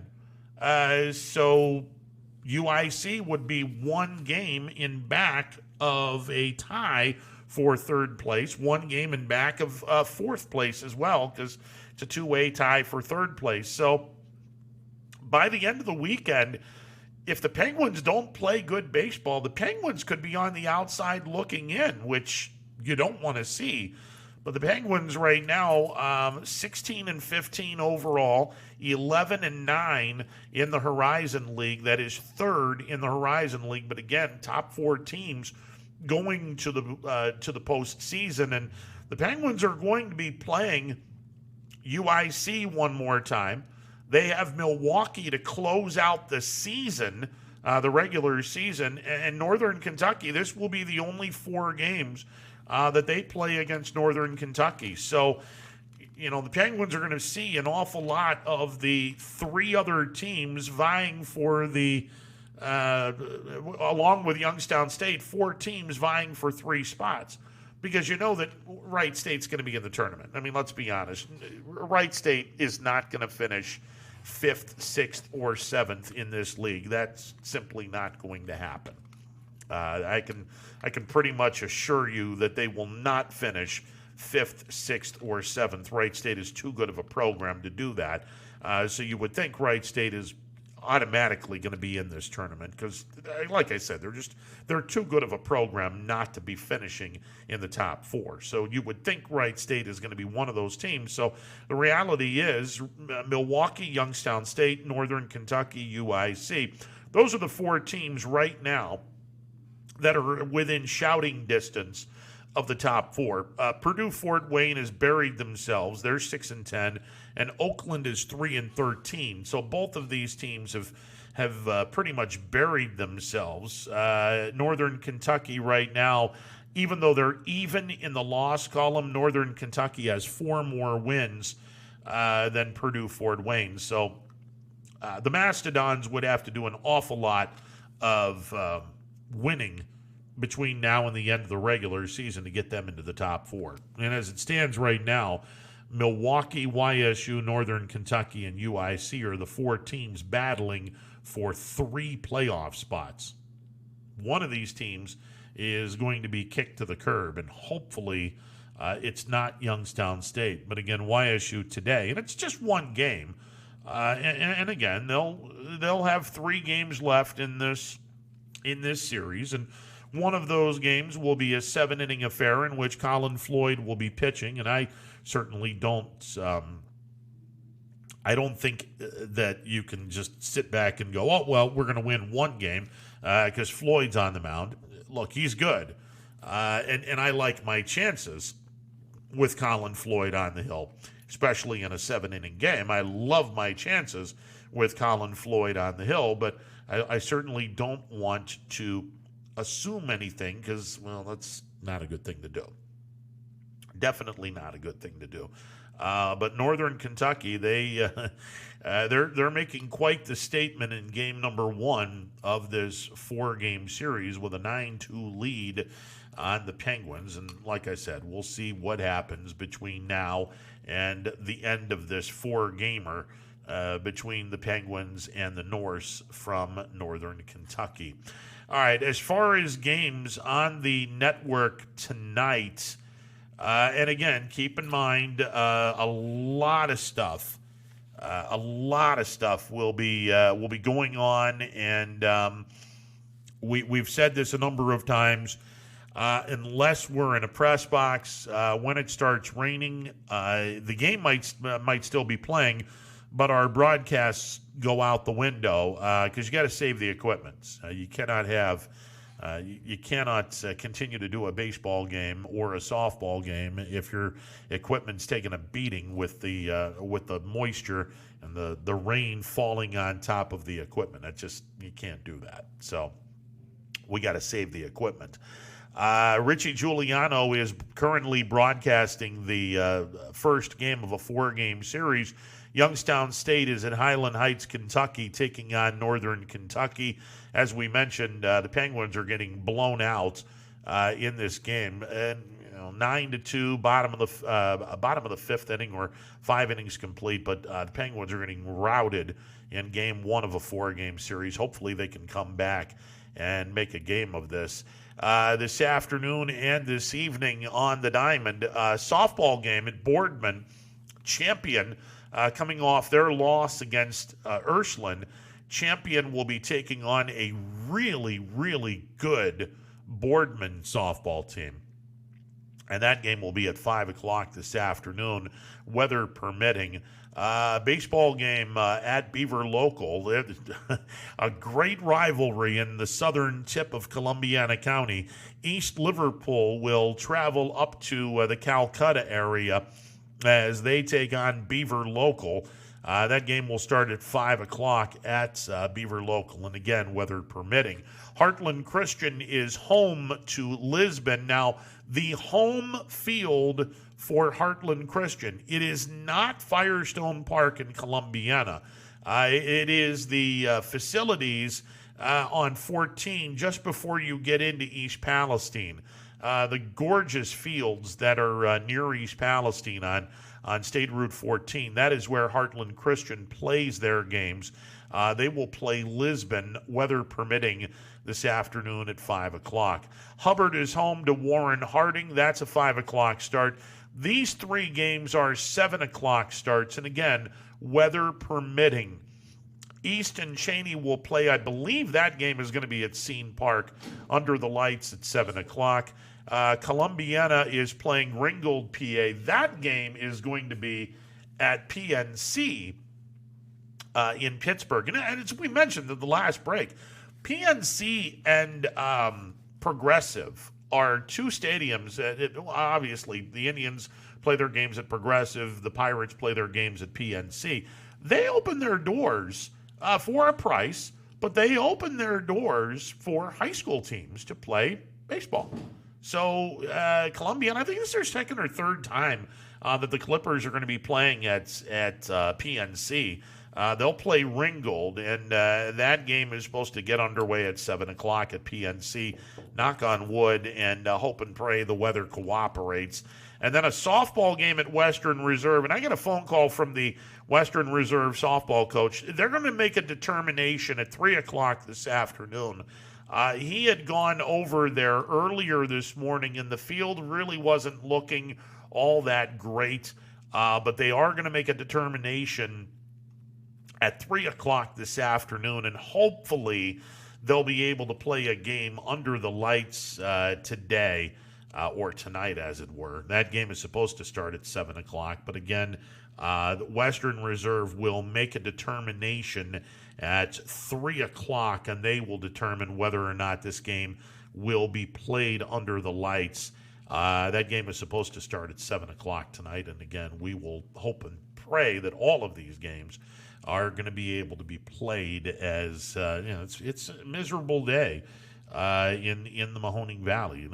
It is what it is, unfortunately. One of the reasons why it's so difficult to have a baseball and softball season, one of the reasons why it's just so difficult is the fact that, unfortunately, every so often we have days like this where, and a string of days like this where the temperatures are in the low 40s. It's just miserable.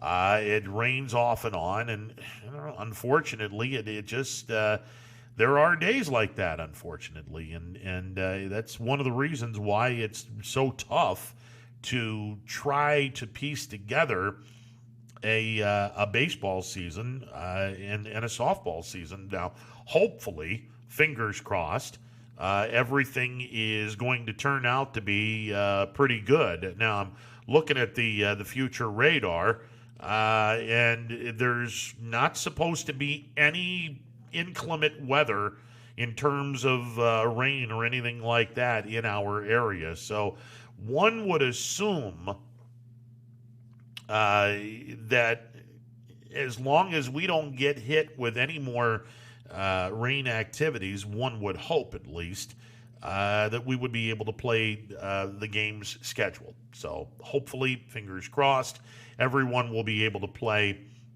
some baseball and or softball this afternoon and this evening. Like I said, fingers crossed that everything is able to work out and that everything, the teams and everyone, hopefully, fingers crossed, everyone is able to play some games today.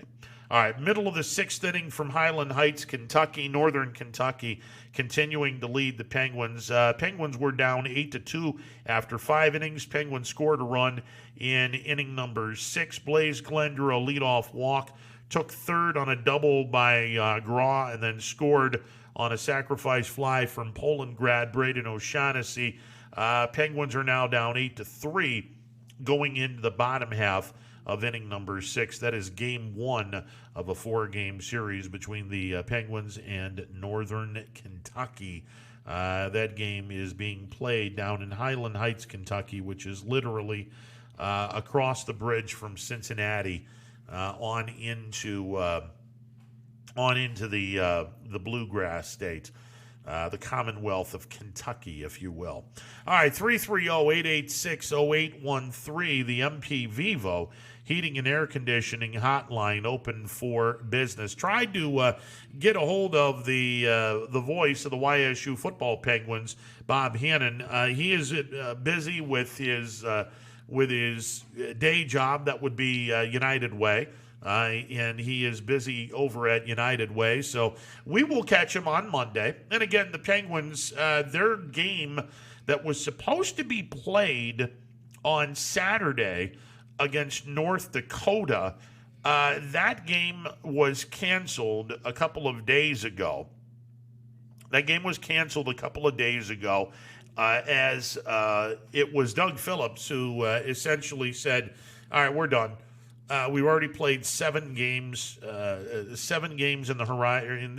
the Missouri Valley Football Conference, and we just, that's enough for us. And truth be told, most, if not the entire Missouri Valley Football Conference, or most, are only going to be playing 7 games. As a matter of fact, we're looking at the schedule. Southern Illinois is going to be playing a non-conference affair against Southeast Louisiana. North Dakota State and South Dakota State are going to be playing each other, and then that's it. As far as the standings go, Penguins are going to finish 1-6 on the campaign. North Dakota State, Missouri State are each 5-1. North Dakota is going to finish their season at 4-1. One would assume that they get into the playoffs when they announce the 16-team field. I would say Sunday or Monday they'll announce the 16-team field. South Dakota State plays North Dakota State. If North Dakota State wins this game, they win the Missouri Valley Football Conference with a 6-1 record, where they would have 1 game more than Missouri State, who finished out the year 5-1. Missouri State 5-4 overall. I don't think they get into the postseason because of the 3 losses in the fall. Who knows? But again, the schedule, or I should say the playoffs, normally it's a 24-team playoff. This year it's only going to be 16 teams. So I would assume, I don't like using that word, I would think that Missouri State will not be a playoff team based on the 3 losses in the fall. I don't think they'll be a playoff team. North Dakota at 4-1, they may very well be a playoff team. North Dakota beat Southern Illinois, South Dakota State, South Dakota, and Western Illinois. Their lone loss was to North Dakota State in the Fargo Dome, 34-13.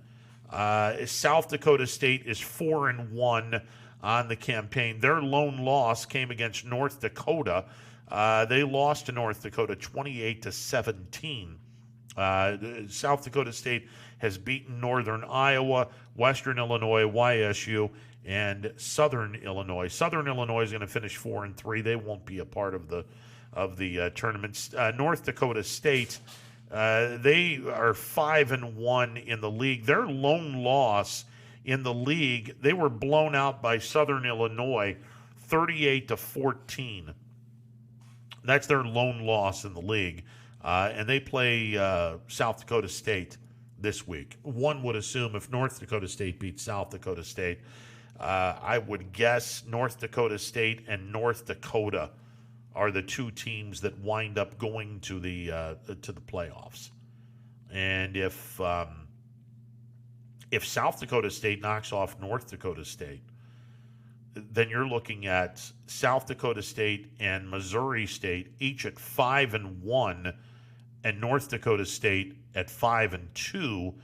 And South Dakota State did not play Missouri State. They were not supposed to play Missouri State this year. So I don't know if Missouri State would be taken to the playoffs or not. I think their only hope, one would guess, would be a South Dakota State upset over North Dakota State in order for Missouri State to have any chance at getting into the postseason. But the game on Saturday between YSU and North Dakota postponed. Coach Phillips responsible. He told our brethren on TV 21 on the Penguin Game Day program that can be seen, I believe, on TV 21 as well as the CW, WBCB. Coach Phillips said, "Yeah, we're done. That's 7 games. We've played enough games to determine what's going on with the spring ball. Not to mention the fact these teams get a really, really quick turnaround. 3 months from now, they will be back at it. So we'll see what happens. But we'll catch up with Bob Hannon on Monday and get the final word from Bob Hannon before we bring him back in early August, before we get ready for the fall portion of the YSU football season. And again, I've speculated this, and I believe it to be true. I think that the Penguins are most definitely going to be searching in the portal, in the transfer portal. I think that the Penguins will most definitely be searching in the transfer portal and looking for a pass rusher and looking for some receivers that can get some separation from the DBs as well as consistently catch the ball. I think that the Penguins will certainly need some help in those two areas. But like I said, I think this is a team that is going to, they're going to have to just be very patient. It's a very young team. Half of the roster is either redshirt freshmen or true freshmen, and they're just going to have to be very patient. They'll have to be very, very patient, and we'll see what happens. We'll definitely see what happens with that. All right, 330-886-0813, the MP Vivo Heating and Air Conditioning hotline open for business. We'll take a timeout, be back with more. It is a Friday edition of Running Point presented by Greenwood Chevrolet on Mahoning Avenue in Austintown. Your teams work hard and give it all they've got. Well, so does ours, because 21 Sports and YSN give you extra effort when covering local sports. 21 Sports and YSN, winning coverage of our Valley's teams. No matter what the weather, be prepared with a reliable, efficient Rude gas furnace or air conditioner from MP Vivo Heating and Air Conditioning. Call your energy efficient expert, MP Vivo, today for a free estimate. Here at MP Vivo, we rely on Rude, and so should you.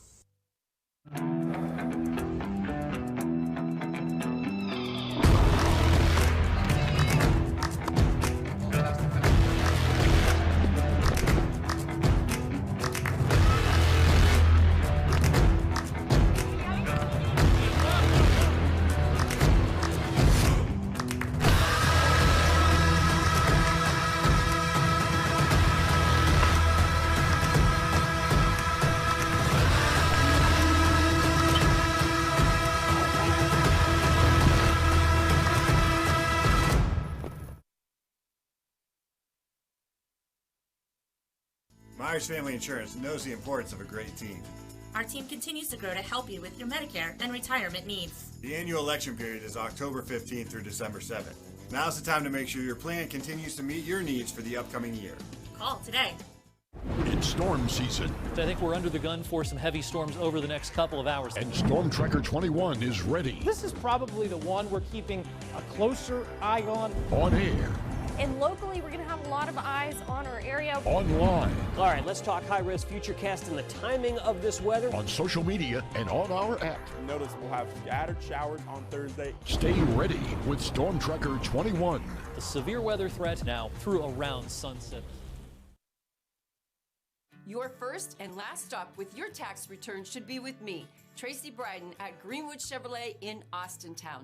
No other dealer goes the extra mile to bring you the largest selection of vehicles at one convenient location. With guaranteed credit approval, I will find you the right vehicle and the right financing options for you. I am ready to go the extra mile to show you why no other dealer sells more cars, finances more, and gets you more for your refund than Greenwood Chevrolet in Austintown. Quality, customer service, and integrity. Those are the 4 words that have driven our success since 1957 at Joe Dickey Electric. Joe Dickey Electric is one Mahoning Valley landmark business that stays current with the requirements of our customers. Family owned and managed, we are an electrical contractor and energy solutions provider. Every member of our team adds to his or her skill set through ongoing training. Residential, commercial, industrial, automotive, and more. We keep ahead of the needs of our customers with a fleet of more than 50 vehicles and 24/7 emergency service, so you're never left in the dark. The 4M Company, being an architect and construction manager for over 40 years, has had the opportunity to use many different electrical businesses for our projects. The depth, quality, and knowledge and attention to detail displayed by Dickey Electric makes them stand out above all the rest. For state-of-the-art expertise and a timeless commitment to our customers, contact Joe Dickey Electric. We are everything electrical. News doesn't stop after the sun goes down. Sometimes you just have to hustle to get it. At 21 News, no matter how far it is, no matter what it takes to get there, we're working to bring you the best stories and the freshest content at 11 p.m. with the context and clarity that makes it worth staying up for, no matter what time it is. 21 News at 11 with me, Aaron Simonek, and Derek Steyer. 21 News at 11, news that's worth your time. When looking for home design inspiration, don't just be inspired, be Baird inspired. Whether new or remodeling, Baird Brothers has the latest trends like shiplap to refresh your home. Go from inspiration to installation with our wide selection of in-stock American hardwoods. From the rustic charm of antique oak to the warmth of traditional cherry, Baird Brothers has what you need to make your home inspiring. Baird Brothers, our family's heritage, your family's home. Welcome back to a Friday edition of Running Points presented by Greenwood Chevrolet on Mahoning Avenue in Austintown. Ron Potesta with you. The MP Vivo Heating and Air Conditioning Hotline open for business, 330-886-0813. That's 330-886-0813. They've gone to the bottom half of inning number 7 from Highland Heights, Kentucky. Northern Kentucky continuing to lead the Penguins 8-3 in Game 1 of this 4-game series. The Penguins got hit early and often as they gave up 7 runs in 4 innings. And it's Northern Kentucky is they've made quite a statement early on in Game 1 of this 4-game series. Now, obviously, the Penguins have 3 games in which to hopefully win 2 of those 3 games, 2 of the final 3 games, and you're able to split the series. And the adage is you split this, you split games on the road, you dominate at home. That's how you do it in baseball.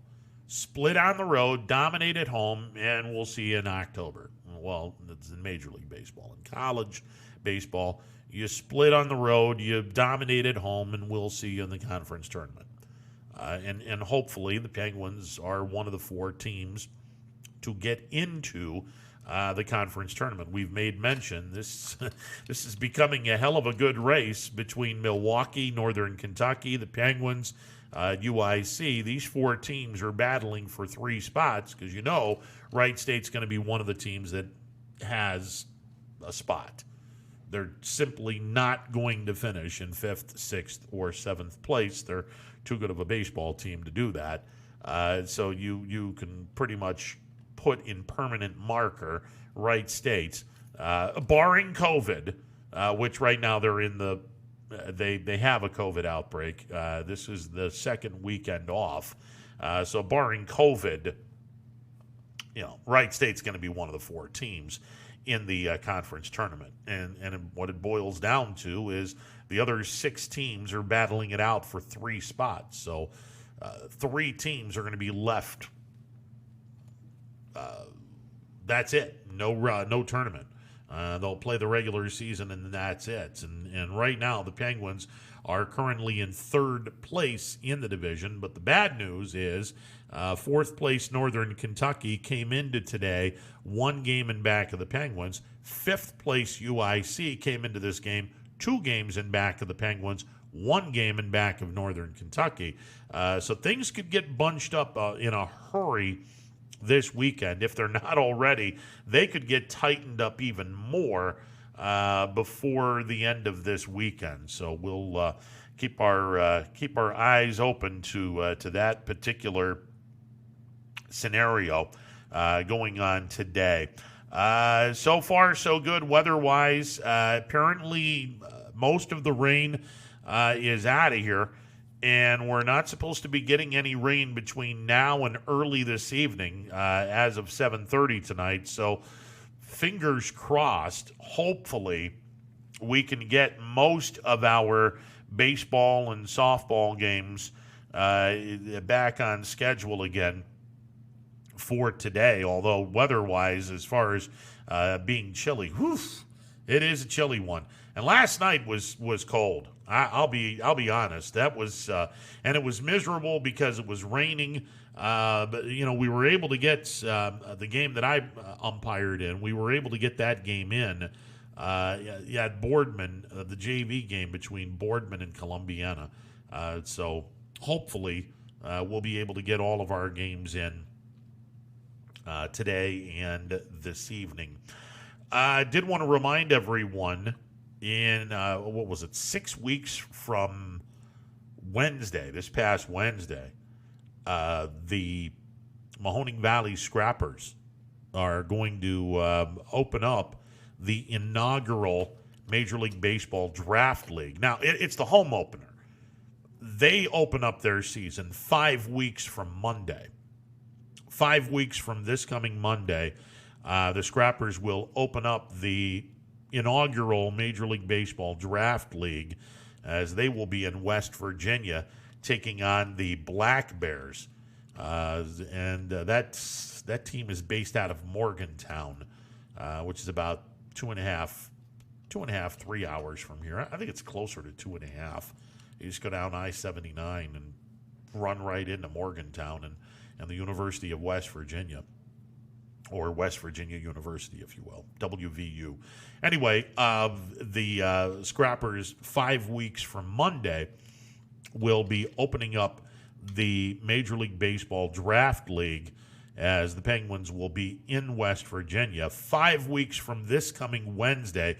6 weeks from a couple of days ago, the Scrappers will be playing their first home game in the inaugural Major League Baseball Draft League. And we made mention of this. All of the games are going to be heard and seen. Heard on the road, possibly seen on the road, definitely seen at home. Those games will be on ysnlive.com. I'll be broadcasting the home portion of the Mahoning Valley Scrappers. And again, because of COVID, the lone broadcaster who will be the voice for the game when their team is at home. So I'll give you an example. When the Scrappers play 5 weeks from this coming Wednesday, State College will be in town. in 5 weeks from this coming Wednesday, I'll be broadcasting the game both here on ysnlive.com as well as the affiliate at State College, home of the Penn State Nittany Lions. So I'll be broadcasting the game for both of those markets. The home team will have their broadcaster broadcasting for both the home team as well as the visiting team and in their market as well. And again, this is a 6-team league. You've got the Mahoning Valley Scrappers, you've got State College, you have Williamsport, you have West Virginia, the Black Bears, you have Frederick over in Frederick, Maryland, and then you have Trenton, the former home of the AA affiliate of the New York Yankees. The Trenton Thunder are part of this league as well. So it's a 6-team league, a lot of baseball to be played. I believe a 76-game schedule, 38 home, 38 on the road. The season will start 5 weeks from Monday, May the 24th, and the regular season will come to a close on August the 13th, if I am not mistaken. August the 13th is when the regular season comes to a close, and then they'll have the best of 3 championship series to determine the winner of the league on Saturday, Sunday, and if necessary on Monday. So the season would be over, postseason and all, on Monday, August the 16th would be the absolute final date. So this league, unlike other leagues, this league is going to be a league in which, like in previous years, the New York Penn League, they ended their season on Labor Day. They would begin their season in the middle of June, and then they would be done on Labor Day. It was a short season A ball club, 76 games, 38 home, 38 on the road. And I believe this is, I want to say this is a 72-game season, not a 76-game season. Anyway, unlike in previous years where the season went into Labor Day, and unfortunately, the Scrappers would most definitely have problems drawing fans in late August on Fridays, mainly because you're going up against a really popular entity around here, and that would be high school football. And then around Labor Day weekend, again, you're going up against a really, really tough entity in the Canfield Fair. Neither one of these things are going to be a problem for neither one of these things are going to be a problem for the draft league, because the draft league is going to be finished, the regular season is going to be finished on August the 13th. The playoffs, and I think it's a best of 3, you'll probably be through August 16th, the drop-dead date. Well, they're playing football later that week on Thursday or Friday. They're playing football. So this league is not going to go up against high school football. And if we have the Canfield Fair, which we didn't have last year, unfortunately, if we have the Canfield Fair this year, this won't go up against the Canfield Fair, which is fantastic. Phenomenal. By the way, the Major League Draft League, it'll be 68 games. 34 home games, 34 away games.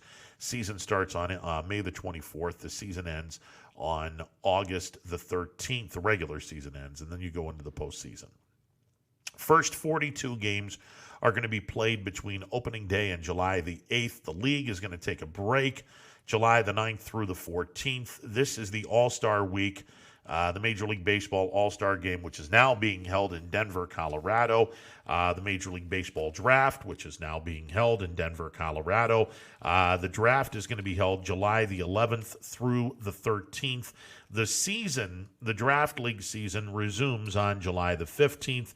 Final regular season game is played on August the 13th. Now, we are still awaiting word on a couple of things.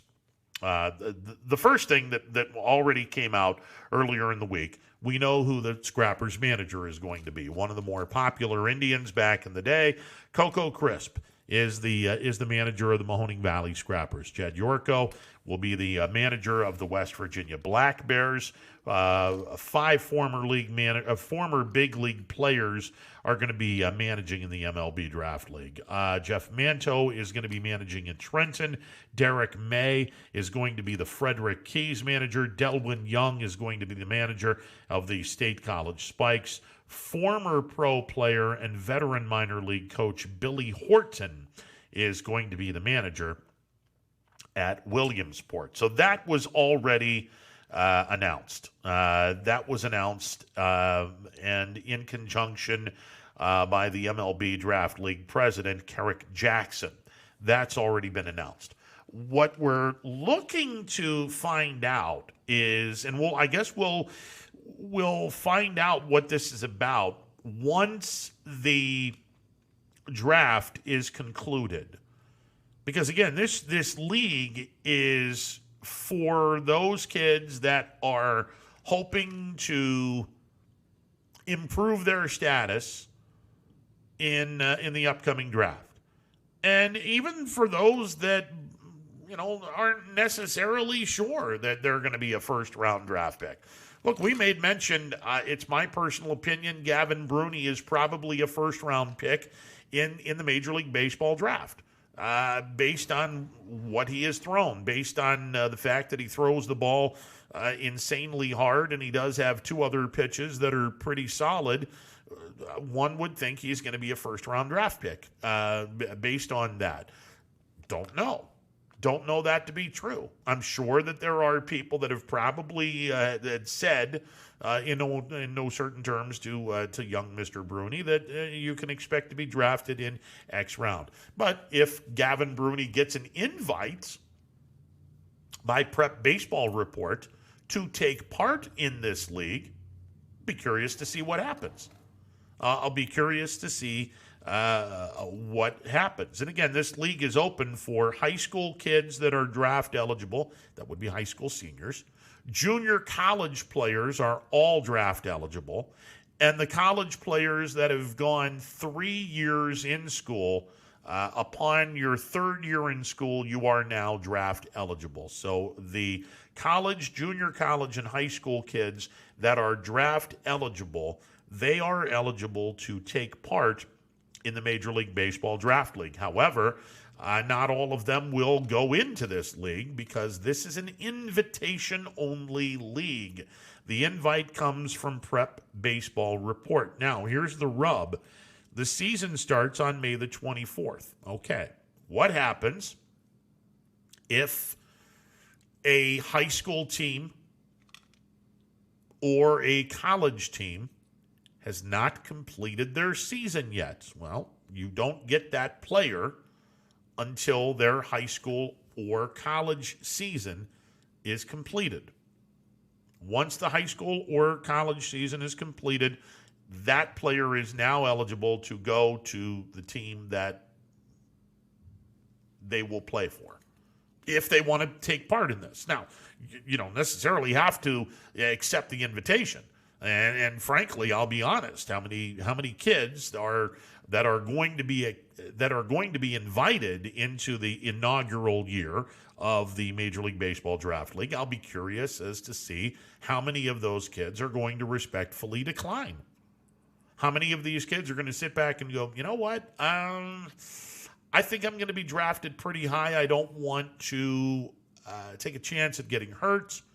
I also don't want to take a chance at sucking in this league and getting my draft status hurt because of that. So I'm good. I think that I think I'm pretty confident that someone's going to take a chance on me in a reasonably high round where I don't have to play in this league to improve my draft status. And let me just say this. For those that are wondering, well, what the hell's the difference between a 10th round pick and a first round pick? About $500,000, if not more. There's a lot of chunk, a lot of cheese, a lot of that, a lot of money, a lot of money. If you're a first round draft pick, you're getting a 7-figure signing bonus. You're pretty much made unless you do something stupid with the money. You're pretty much made. If you're a 10th round pick, you're not getting anywhere close to that. You may not even get 100. Well, you'll probably get $100,000, but you may not get more than $100,000. So you can see that there's a pretty significant difference. At $500,000, hell, it's going to be more than $500,000, almost $900,000 difference. There's a huge difference between drafting in the first round and drafting in the 10th round. And there's 20 rounds in the MLB draft. They've shortened the draft from 40 to 20 rounds. So a lot of kids that aren't drafted are going to be offered non-drafted free agent contracts where the bonus is going to be tiny in comparison to someone that gets drafted. And again, high school kids, if you have a full ride scholarship to play college baseball somewhere, or most of your college is paid for, then you have an interesting decision on your hands. And I'll use Jake Gehring as an example. Even though he's out for the year with his Tommy John injury, he is going to go to Ohio State. And I'm sure that Ohio State is going to be more than happy to have him. And when he gets back and he's healthy, he will certainly help this team. If Jake Gehring had been healthy this year, there's a chance he could have been drafted. I think there's a reasonable chance that he would have been drafted. And then you have this dilemma on your hands. Let's say Jake was going to be drafted in the 10th or 11th round. Do you take the money, which is probably low 6 figures, high 5 figures, low 6 figures? Do you take that money and start your professional career? Or do you bet on yourself, go to Ohio State, where Jake Gehring is heading, play 3 years, you're draft eligible then, and you hope and pray that you can parlay that 3 years of experience at Ohio State into, let's say, a 3rd, 2nd, or 1st round pick. Well, if you're a 3rd round pick comparable to an 11th round pick, you're going to wind up making significantly more money. So the gamble pays off. Now, God forbid anything were to happen, or stuff doesn't work out there, and you fall off the radar, and you're not even drafted. Well, that can happen too. And then, you went from being a 10th or 11th round pick to not even being drafted when you're draft eligible. That can happen too. So it's a gamble. It's certainly a gamble. But, a lot of high school kids are going to have that decision to make. And that's something that's been going on since 1964 when the Major League Baseball draft first took place. High school kids that, have their college, in essence, most if not all of their colleges paid for, complete scholarship, or 80 to 90% of your college education paid for. Guys are going to make a decision. Okay, do you want to take the money that, if you're drafted, you take the money and start your pro career, or do you bet on yourself and think, oh, I could be a higher draft pick? And I've seen it work both ways. I have seen it work both ways. Unfortunately, there was a kid that played high school ball and was in B-League baseball in the early 90s that was drafted by the Detroit Tigers in the second round. And he had a considerable six-figure bonus. And this player decided that he had a full ride scholarship to Georgia Tech and that he would go to Georgia Tech. He was going to gamble on himself. And unfortunately, he blew his arm out. And he wasn't the second-round draft pick when he was draft eligible. So he lost out on an awful lot of money. And I've also seen it work out where a player that was taken in the 7th or 8th round. Well, I'm going to gamble on myself. And 3 years later, they become a first-round draft pick. It happens. It happens. So the draft league, it's going to be very, very fascinating. It's a 68-game season. Opening day is May 24th. The Scrappers are one of 6 teams that get to be in the inaugural season. And hopefully the fan base is going to enjoy this inaugural season. Look, things are not going to change from the perspective of what the Scrappers do in between innings, the giveaways that they do, the fireworks are still going to be on a Friday. All of that stuff hasn't changed. The only thing that's changed with the Scrappers is they're no longer an Indians affiliate. You're no longer seeing players that are strictly the property of the Cleveland Indians on the Mahoning Valley Scrappers. What I think is two things that are, in my opinion, going to be better for the Scrappers moving forward. Number one, this is going to be a better brand of baseball. I think it's going to be a better brand of baseball altogether.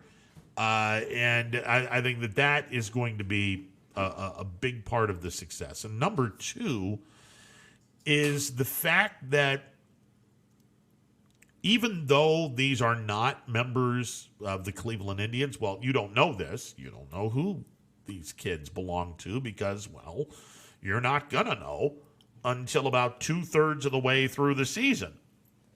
2/3 of the way through the season, you'll find out where these kids go. Because 2/3 of the way through the year, the league takes the break for the Major League Baseball draft. And then you will find out how many of these kids on the Scrappers roster got drafted and where these kids are headed. And then I think the final 26 games, assuming Major League Baseball suggests to these teams, because that's all they can do is suggest, Major League Baseball can suggest to these teams, hey, we want you guys to keep these kids in the MLB Draft League. Even though you've signed them, we want you to keep them in this league until the league is concluded in mid-August, and then you can move these kids final 3 weeks of the regular season in low A ball since their season ends on Labor Day. You can do that. So I think that even though you don't know where these kids are for the first 2/3 of the way through the year, you're going to have a better brand of baseball. And I think that it's going to be fun to watch and see, all right, where is this kid going to be drafted? Some of the better players with the Scrappers. And moving forward, looking at these kids when they go to their respective homes next year, and a new crop of kids come in, you'll have an opportunity to see these kids before they become professionals. And I think that is one of the coolest aspects of the inaugural season. I was not a fan, and still not a fan, for the record, still not a fan of the fact Major League Baseball took short season A ball away, because I think that's an important part of the progression to Major League Baseball. However, given the fact that the Scrappers are one of the 6 teams in this particular league, I love this concept. Hopefully, Major League Baseball will market this. Marketing and Major League Baseball in the same sentence, it doesn't get uttered very often. Hopefully these guys can market this team, or market this league, and market the teams in this league, so we can have ourselves a really, really successful Major League Baseball Draft League. All right, take a timeout. Be back with more. It's a Friday edition of Running Point presented by Greenwood Chevrolet on Mahoning Avenue in Austintown. Back in a bit. Your first and last stop with your tax return should be with me, Tracy Bryden at Greenwood Chevrolet in Austintown. No other dealer sells more cars, finances more, and gets you more for your refund than Greenwood Chevrolet in Austintown. WRS Wealth Advisors is the area's premier wealth and retirement specialist. With our combined 70 years experience and comprehensive wealth strategy, we assist our clients attain their goals. Call 330-965-0370 to learn more about our individual and corporate financial planning services, or visit wrswealthadvisors.com. Good luck, athletes! Hi everyone, this is DJ Yoakley with Your Sports Network. We appreciate your support of YSN and welcome you to the YSN family. Our broadcast streams are brought to you live at no cost to you by sponsors that are local to this community. Without the vision and generosity of our sponsors and partners, we would not be able to bring this game to you today. So please support the great businesses and leaders that are making this game possible. And if you're a business in need of great advertising and sponsorship opportunities, feel free to head over to our site for more information on the right fit for you. We are local, we are loyal, and we are live. We are YSN. Ah, the details. Baird Brothers Fine Hardwoods is one fine ride. Perfect cornering, superb handling, sporty and stylish, power to spare, plus awesome mileage. Yeah, jaw-droppingly beautiful lines and well appointed with luxurious trim. Put more oomph in your life and start beholding the molding. Find your home's fine hardwood at BairdBrothers.com. For heating, cooling, and indoor air quality, the Mahoning Valley trusts MP Vivo Heating and Air Conditioning, offering worry-free repair, service, and installation. Call MP Vivo today for a free estimate. MP Vivo Heating and Air Conditioning. We're your energy-efficient experts. Planning a project around your home or rental property? Trust the electrical service to the local experts with 62 years of serving the Mahoning Valley. Joe Dickey Electric is your local go-to source for responsive, reliable residential electrical work. From everyday maintenance and repairs to new installations, electrical upgrades, and safety inspections, no job is too big or too small. Call Joe Dickey Electric today, 800-549-3976, or visit DickeyElectric.com. That's DickeyElectric.com. Welcome back to a Friday edition of Running Point presented by Greenwood Chevrolet on Mahoning Avenue in Austintown. Last reports, the Penguins were losing to Northern Kentucky in Game 1 of their 4-game series from Highland Heights, Kentucky. Northern Kentucky was leading the Penguins 9-2 at last report in the bottom of the 7th inning. They are now in the top of the 9th. Penguins have made a big time comeback. It is now 9-7 in the top half of inning number 9. Penguins scored 1 run in the 8th inning to make it 9-4. They have scored 3 times in the top of the 9th inning. The Penguins down 9-7. Nobody out in the top of the 9th inning. So the Penguins looking to snatch victory from the jaws of defeat. All right, let's get to the phone lines real quick at 330-886-0813. Champ, you're on the MP Vivo Heating and Air Conditioning Hotline. What up, brother? Hey, Ronnie. You know what? I'm not a big wrestling fan, but yesterday I think it was 2 against 1. You needed to tag me, and I would have had an impressive outfit on, probably, you know, the whole thing, the leotards, whatever, the cape. But I would have done a pretty good job there because, you know what, I'll take our experience of watching Major League Baseball. Let's see, what would that be? I'm adding this up now. What, 110, 120 years, whatever. Over what we were talking about yesterday. But the mound discussion is really bizarre to me. Yeah. And it's like, why don't we just shorten the bases then? Yeah, because exactly. More runs scored. You know, exactly.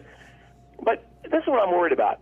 And now, I've never pitched in my life, but if you change the distance of the pitching mound, how does that affect breaking balls? Don't they have to readjust that in terms of, because now the breaking ball breaks perfectly at the plate. Now you move the mound a little bit. Doesn't that mess with when that breaking ball breaks? There would be a lot of things messed with. To me, like I said, you don't change the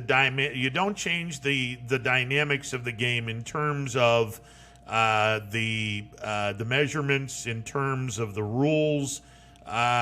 Just the part of the game that has been the fabric of baseball.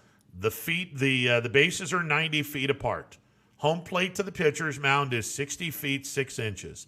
This has been the constant for Major League Baseball since the start of time. You don't mess with that stuff. You just do not mess with the structure, that part of the structure of the game. Now, if you want to deal with other things that don't involve the intricacies of the game of baseball, I'm fine with that. I'm fine with that. But don't mess with the dimensions of this game. Don't mess with the pitcher's mound, moving it back a foot. It's absurd. Instead, I don't know, why don't you focus on putting the ball in play instead of striking out a couple of hundred times a year, which unfortunately everyone is now accepting the fact of striking out instead of choking up on the bat, getting the bat on the ball, forcing the defense to make a play on you. The strikeout has become way more acceptable in the game, which it's cheapened the game. Yeah, and I was thinking of the other three major sports, what they have done in terms of, and I'll define this as changing the dimensions of something on the field. Now, I know the 3-point line's been put in, move back, move up, whatever, but do we really want the pitching mound to be like the 3-point line? We're going to move it back this year. Next year, we're going to move a little bit more back. But guess what? They're making too many threes. We need to move back further.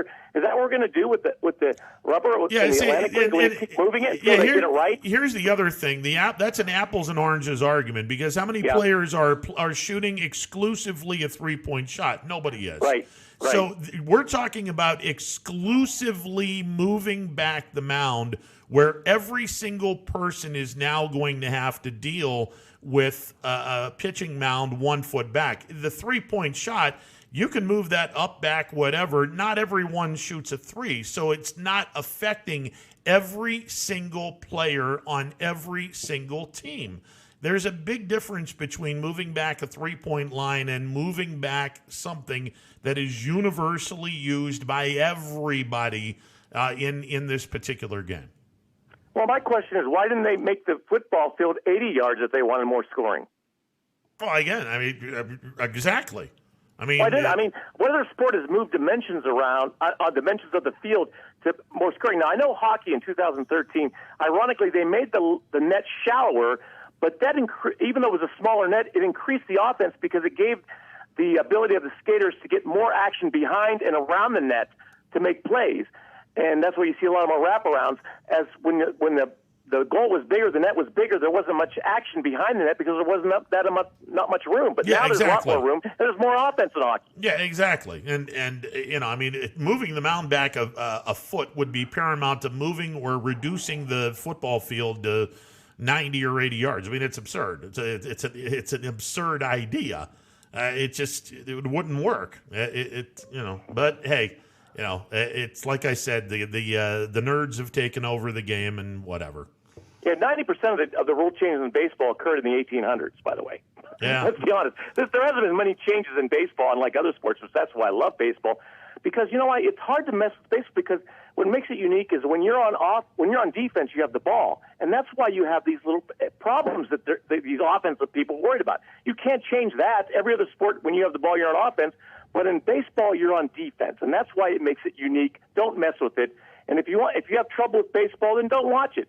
Go watch arena football or some other things that scores a lot of points. Or maybe go back and read some history books on how they developed these rules in baseball. In the 1800s, we're talking about. You want to change those now? Yeah, like I said, there's a lot of people will sit back and go, well, the game is boring. Well, the game is boring because it's a thinking man's game. And no offense, most people can't think their way through things, which is why baseball isn't very popular, because it's a thinking person's game. Yeah, and we're a dying breed. The average age of the baseball fan is kind of around our age, really. So we're kind of But it is what it is. But I just hope that we'll see. I want to see him. But everyone's always worried about the pitcher's arms. I mean, he can't throw too many innings. But you don't think by moving the mound that's going to affect a pitcher's arm? You don't think there's going to be? Well, and that's the other part of it. That's the other part of it. It's something that I would love to hear. I'd love to hear a theory on it. You move the mound back an extra foot. Okay, that's an extra foot. That you have to throw the ball to home plate. Does that affect an arm injury? I don't know. I mean, you get a million different opinions on why kids are blowing out their arms at an early age, and why guys in their 20s are blowing out their arms. I mean, this is not just my opinion, but an opinion that was based upon talking to a lot of scouts, farm directors, and whatnot. One of the reasons why there is an epidemic of sorts of people blowing their arms out is kids were throwing curveballs long before they should have started throwing curveballs. But that's, there's not an exact science to it. There's not an exact factual thing to it. There's a lot of speculation, but, I tend to believe the speculation of not throwing a curveball until a certain age when you're fully developed, or when you're into your 14, 15-year-old, then start throwing the curveball and the slider. I think there's a lot of water to that. I think that it holds an awful lot of water. But again, it's not just my opinion; it's shared by a lot of people in baseball. Yeah, it's interesting. When I was growing up and I'm left-handed, I had a natural curve. And that really, at times, hurt me because I couldn't throw I would throw the ball and it would curve on it. A lot of lefties have that. Oh, yeah. And it was weird trying to get rid of that, because that's why I ended up playing first base, because I didn't have to throw too often, throw to second, every once in a while. But, that was interesting, that an issue we had with that. But, why is spring football now? You look back on it now, and what do you think? Was it worth it or not? Well, I think that long term, short term, it's going to have a profound impact in a positive way.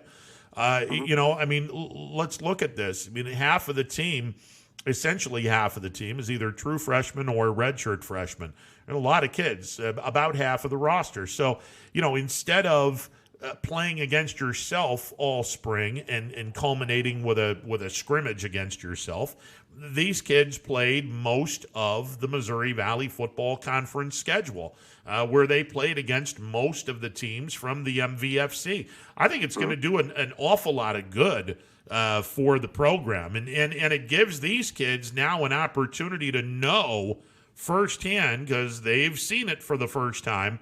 Okay, this is what we're going to be up against from here on out, and we're going to have to up our game significantly. And I truly believe that with the transfer portal being open, and with NCAA making the determination yesterday and the announcement yesterday that kids are now allowed to have one mulligan where they can go from one school to the other just one time and not have to pay for it with skipping a year, I think that it's going to help the Penguins. I think that Coach Phillips is going to go into that transfer portal, and they're going to try to find some receivers that can consistently catch the ball, or maybe get a deep threat or two, and get someone that can consistently rush the passer.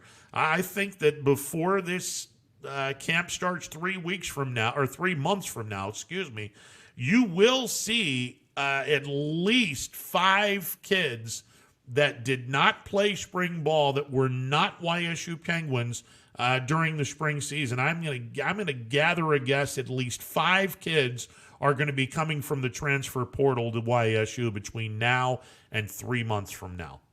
Now, what happens if something pops up in the portal that wants to come to Youngstown and happens to play the position of quarterback? I think you got to come in and let's have a competition, because I'm not confident. I hate to say this, that we have the right quarterback at this point. I'm not sure if we do at all. Well, and again, I think one of the reasons why you're not confident is because the receivers were not doing their job. I mean, they were not.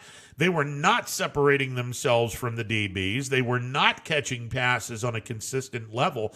And neither quarterback was helped out. I mean, you look at Joe Craycraft on Saturday, this past Saturday when the Penguins played Missouri State.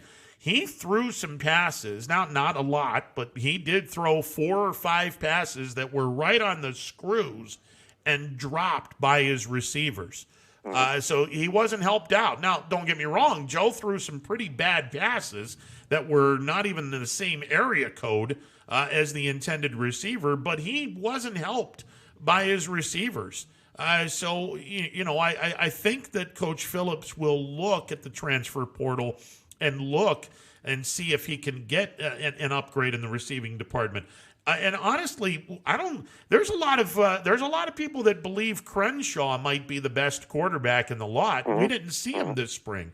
So I'll be curious to see if the Penguins improve via the transfer portal, if they improve their stock at wide receiver, and then let's take a look at what Wade can do and whoever else, and then make a determination one way or the other. Well, obviously, playing this league, which is a great league, is pretty physical. And it just seems like the last 3 or 4 years, YSU has ended the season with all their quarterbacks banged up, can't even play. No, exactly. It's. I mean, we got to either stop running them or get some more bigger, stronger quarterbacks, or maybe this league is too physical for us. But it just seems like our quarterbacks are just getting beat up the last 3 or 4 seasons. Well, and again, the offensive line, and I thought the line from game 1 to game 7, I thought the line was incredibly improved.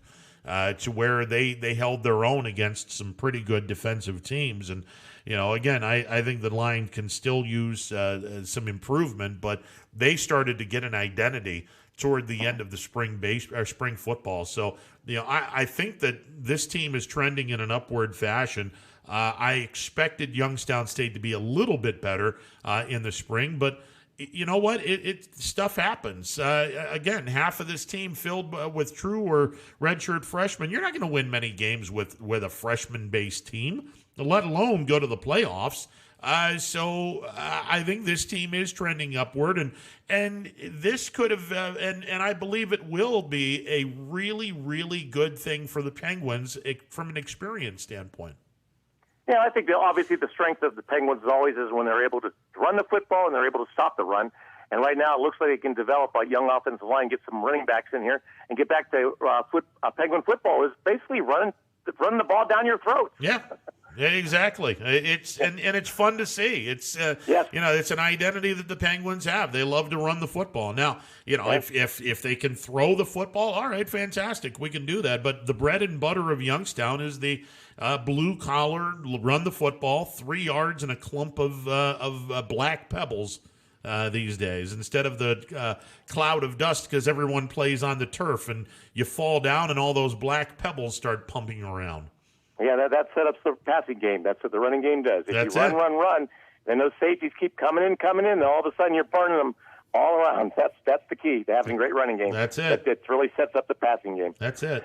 All right, well, I'm thinking a little tired. I got my second vaccine shot this week. I got my first today. Okay, well, I got my second of Moderna. Okay. And the first one was cool. No problems. The second one, it was 3 days of a typical really bad flu. I mean, it's over now, but they told me it's going to start anywhere between 6 hours and 3 days. And that's exactly how long it started at 6 hours and it lasted for 3 days. So they were exactly right. But I got both in now. I feel rejuvenated. So you might see me out and about, I don't know, maybe riding a bicycle in your neighborhood. Yeah, there you go. Well, I got Pfizer this morning. I took the Pfizer one over at Walgreen in Salem. And, I overheard the conversation from the person that was getting it first before me. And they said, okay, your arm may feel a little sore after a while, but drink plenty of liquids. And if you have any pain, you take some Tylenol, but everything should be okay. All right, no problem. So I made sure, because I'm left-handed, I made sure they stuck it in my right arm. Because I don't want arm soreness in the left hand. I mean, in the left arm, because I'm using the arm a little bit more than I do the right arm. But right now, I'm fine. Nothing overly over concern. I'm not growing a third ear or a fourth neck. I've already got enough chins. I don't need another one. As I famously say, I've got more chins than a Chinese phone book. I don't need another one. But no, so far so good. And 3 weeks from today, I'll get the second one, and then that's where maybe the fun starts. I don't know. I will say this, though. One of my favorite characters on the old Hawaii Five-0 show was Chin Ho. Remember him? Oh, yeah. He was a cool. I love that first version of it. The second version I didn't care for, but the first one with the original. Yeah. Book 'em, Dano. Book 'em, That was Dano. a great show. Yeah. That was a really good show, and well, we were young then. Oh yeah. Oh, now that was Ron. now who was the guy MacArthur? He was in Spencer's Mountain. You remember that movie? Spencer's Mountain, with Henry Fonda. He was the son. Remember the oldest son? Yeah. Yeah, and he was also that's in Hawaii Five-0. Yeah, Donald. I think his name was MacArthur, right? Did you say MacArthur? Yeah, MacArthur. Yeah. He was, and I remember him in Spencer's Mountain. That was a really great movie. I've seen that several times. Yeah, because Jack Lord played the main character in Hawaii Five-0. Right. And that's about it for Jack Lord, though. You get all those sitcoms and you do well. You're not usually on anything else. No. You're kind of typecast. You're typecast. Well, I mean, unless you're Youngstown's own Ed O'Neill. He's been on major hits throughout his career. Well, and honestly, you can count on one hand the amount of actors and actresses that have really had not just one, but two profoundly huge television series. Yeah, Andy Griffith's one. Obviously, he has a two. Andy Griffith did. Yeah, because the Andy Griffith Show and the policeman guy or whatever he was, detective. Matlock. Yeah, Matlock. Right. Yeah, right. And Julie Louis-Dreyfus with Seinfeld and Veep. And then you got Al Bundy and Pritchfield from Modern Family. Yeah. I'm sure there's a couple of other ones. Mary Tyler Moore, Dick Van Dyke Show on the Mary Tyler Moore Show. Right. Well, how about Jim Neighbors, where he was a spinoff of Andy Griffith's Gomer Pyle? Yeah. Was Gomer Pyle that popular back then? You know what? I think Gomer Pyle, to me, is one of the most underrated shows, and it's hardly on TV, but there's a station now that's showing it on a Tuesday marathon every Tuesday. Gomer Pyle. One of my all-time favorite shows, but it's never on syndication, it seems like. All right. I thought that show was pretty good. I thought Frank Sutton, who died tragically young. He died of a heart attack because he was too busy yelling at Pyle all the time. I know. I mean, Gomer Pyle killed Sergeant Carter. And to which I would go, surprise, surprise, surprise. Yeah, well, it was a surprise, but yeah, that was. But that show's still on Tuesdays. But I think that show was very underrated. I thought Hogan's Heroes was always underrated. Now, that's on a lot now. Yeah. But you can't help watching Hogan Heroes and watch Bob Crane and think about his lifestyle. Oh, yeah. Wow. There's an interesting guy, and we'll leave it at that. Yeah, they even had a movie about it. Yeah. Woof. It still didn't make any sense. Yeah, he was interesting and off camera, and we'll just anyone wants to Wikipedia Bob Crane. Oh man. You make sure that you have something cold to drink when you read it. It's like a damn novel of something that would have been written by one of those romance people. Yeah, now we know why there was all those good-looking girls in that show, because it was all his harem, probably, right? Well, yeah, and you wonder what kind of a person he would have been like today in the different world that we're living in now, and as compared to back then when that stuff was kind of shushed under the rug. Yeah, well, that was Hollywood, though. Hollywood. Yeah. Now it's Holly Weird. Yeah. All right, Ron, that's all I got. I'm out of material, but. Good luck this weekend with the Tribe and the Reds. The big overblown Ohio Cup, is that what they call it? Yeah, well, it is overblown in that the two teams rarely have a good season. Both of them have a good season together. It rarely happens. Yeah, but it's like, who cares? Well, I mean, look, if Cleveland and Cincinnati ever met up in the World Series, I think it would be a blast to watch. Now the ratings would suck, but I think it would be a blast to watch. Just like if it were the Indians and Pirates. the ratings would suck, but it would be fun to watch. Well, because Major League Baseball decided that Cleveland and Cincinnati were the matchups in interleague play, Detroit got end up with Pittsburgh as a process of elimination. Yeah, that's their main. They play them twice a year. Yeah, and nothing screams rivalry quite like Detroit and Pittsburgh. Yeah. Detroit, Listen, I tell you, Champ, don't even get me started on interleague play, because I think it's all of this is BS until they finally figure out the designated hitter. They should have never did interleague play until they finally figured out how to deal with the DH. You know what they're going to do, Ron? My prediction is this: the National League will go with the mound back, and the American League will keep it the same. Huh? Yeah, boy, heaven help us. Oh, Lord. Yeah. That's all I got. That's a good way to end. All right, brother. See ya. 330-886-0813. That's 330-886-0813. Hello, I'm Greg Burbick with G. Burbick Farms. For the last 100 years, my family has farmed in Columbiana and Mahoning counties. I began raising cattle in 1996 with the goal of providing a better product for you and your family on the dinner table. Our grass-fed and grain-supplemented Black Angus beef are raised with no hormones, steroids, or antibiotics. We're known for our hometown-friendly service and incredible tasting products. We're locally owned and have customers across the tri-state area. Our products go from our farm to your family. Stop by our farm on New Buffalo Road or visit us on the web at gburbickfarms.com. Don't forget to like us on Facebook. G. Burbick Farms, it just tastes better.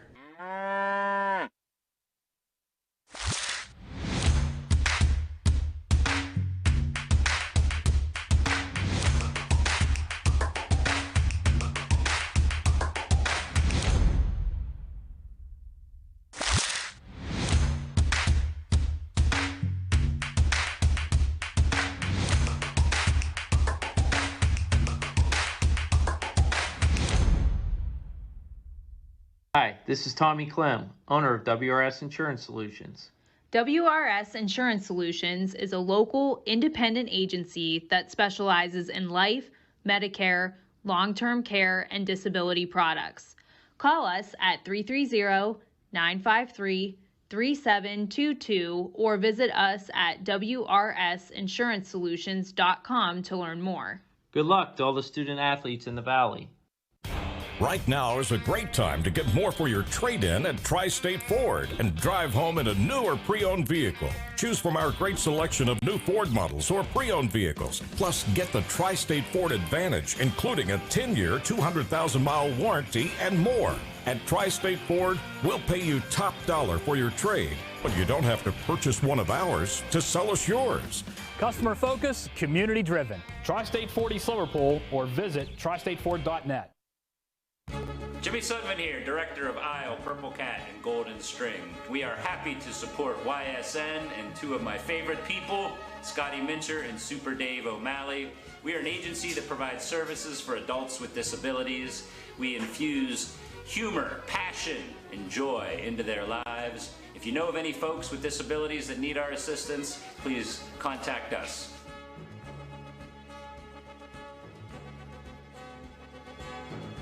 Your teams work hard and give it all they've got. Well, so does ours, because 21 Sports and YSN give you extra effort when covering local sports. 21 Sports and YSN, winning coverage of our Valley's teams.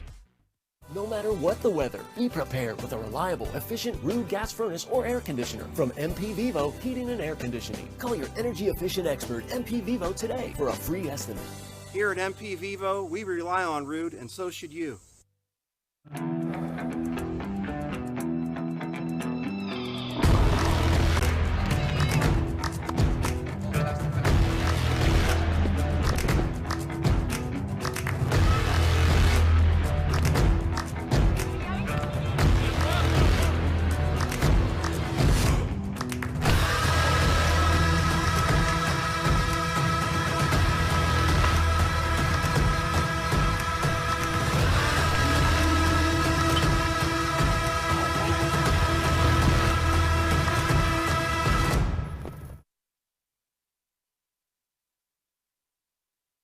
Myers Family Insurance knows the importance of a great team.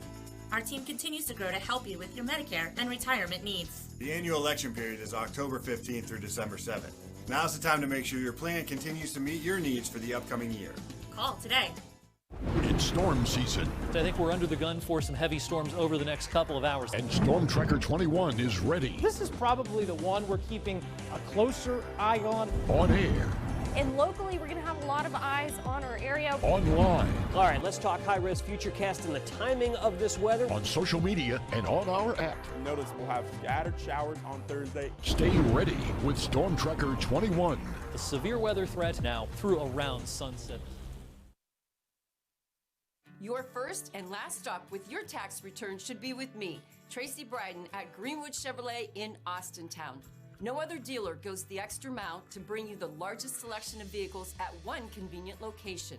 With guaranteed credit approval, I will find you the right vehicle and the right financing options for you.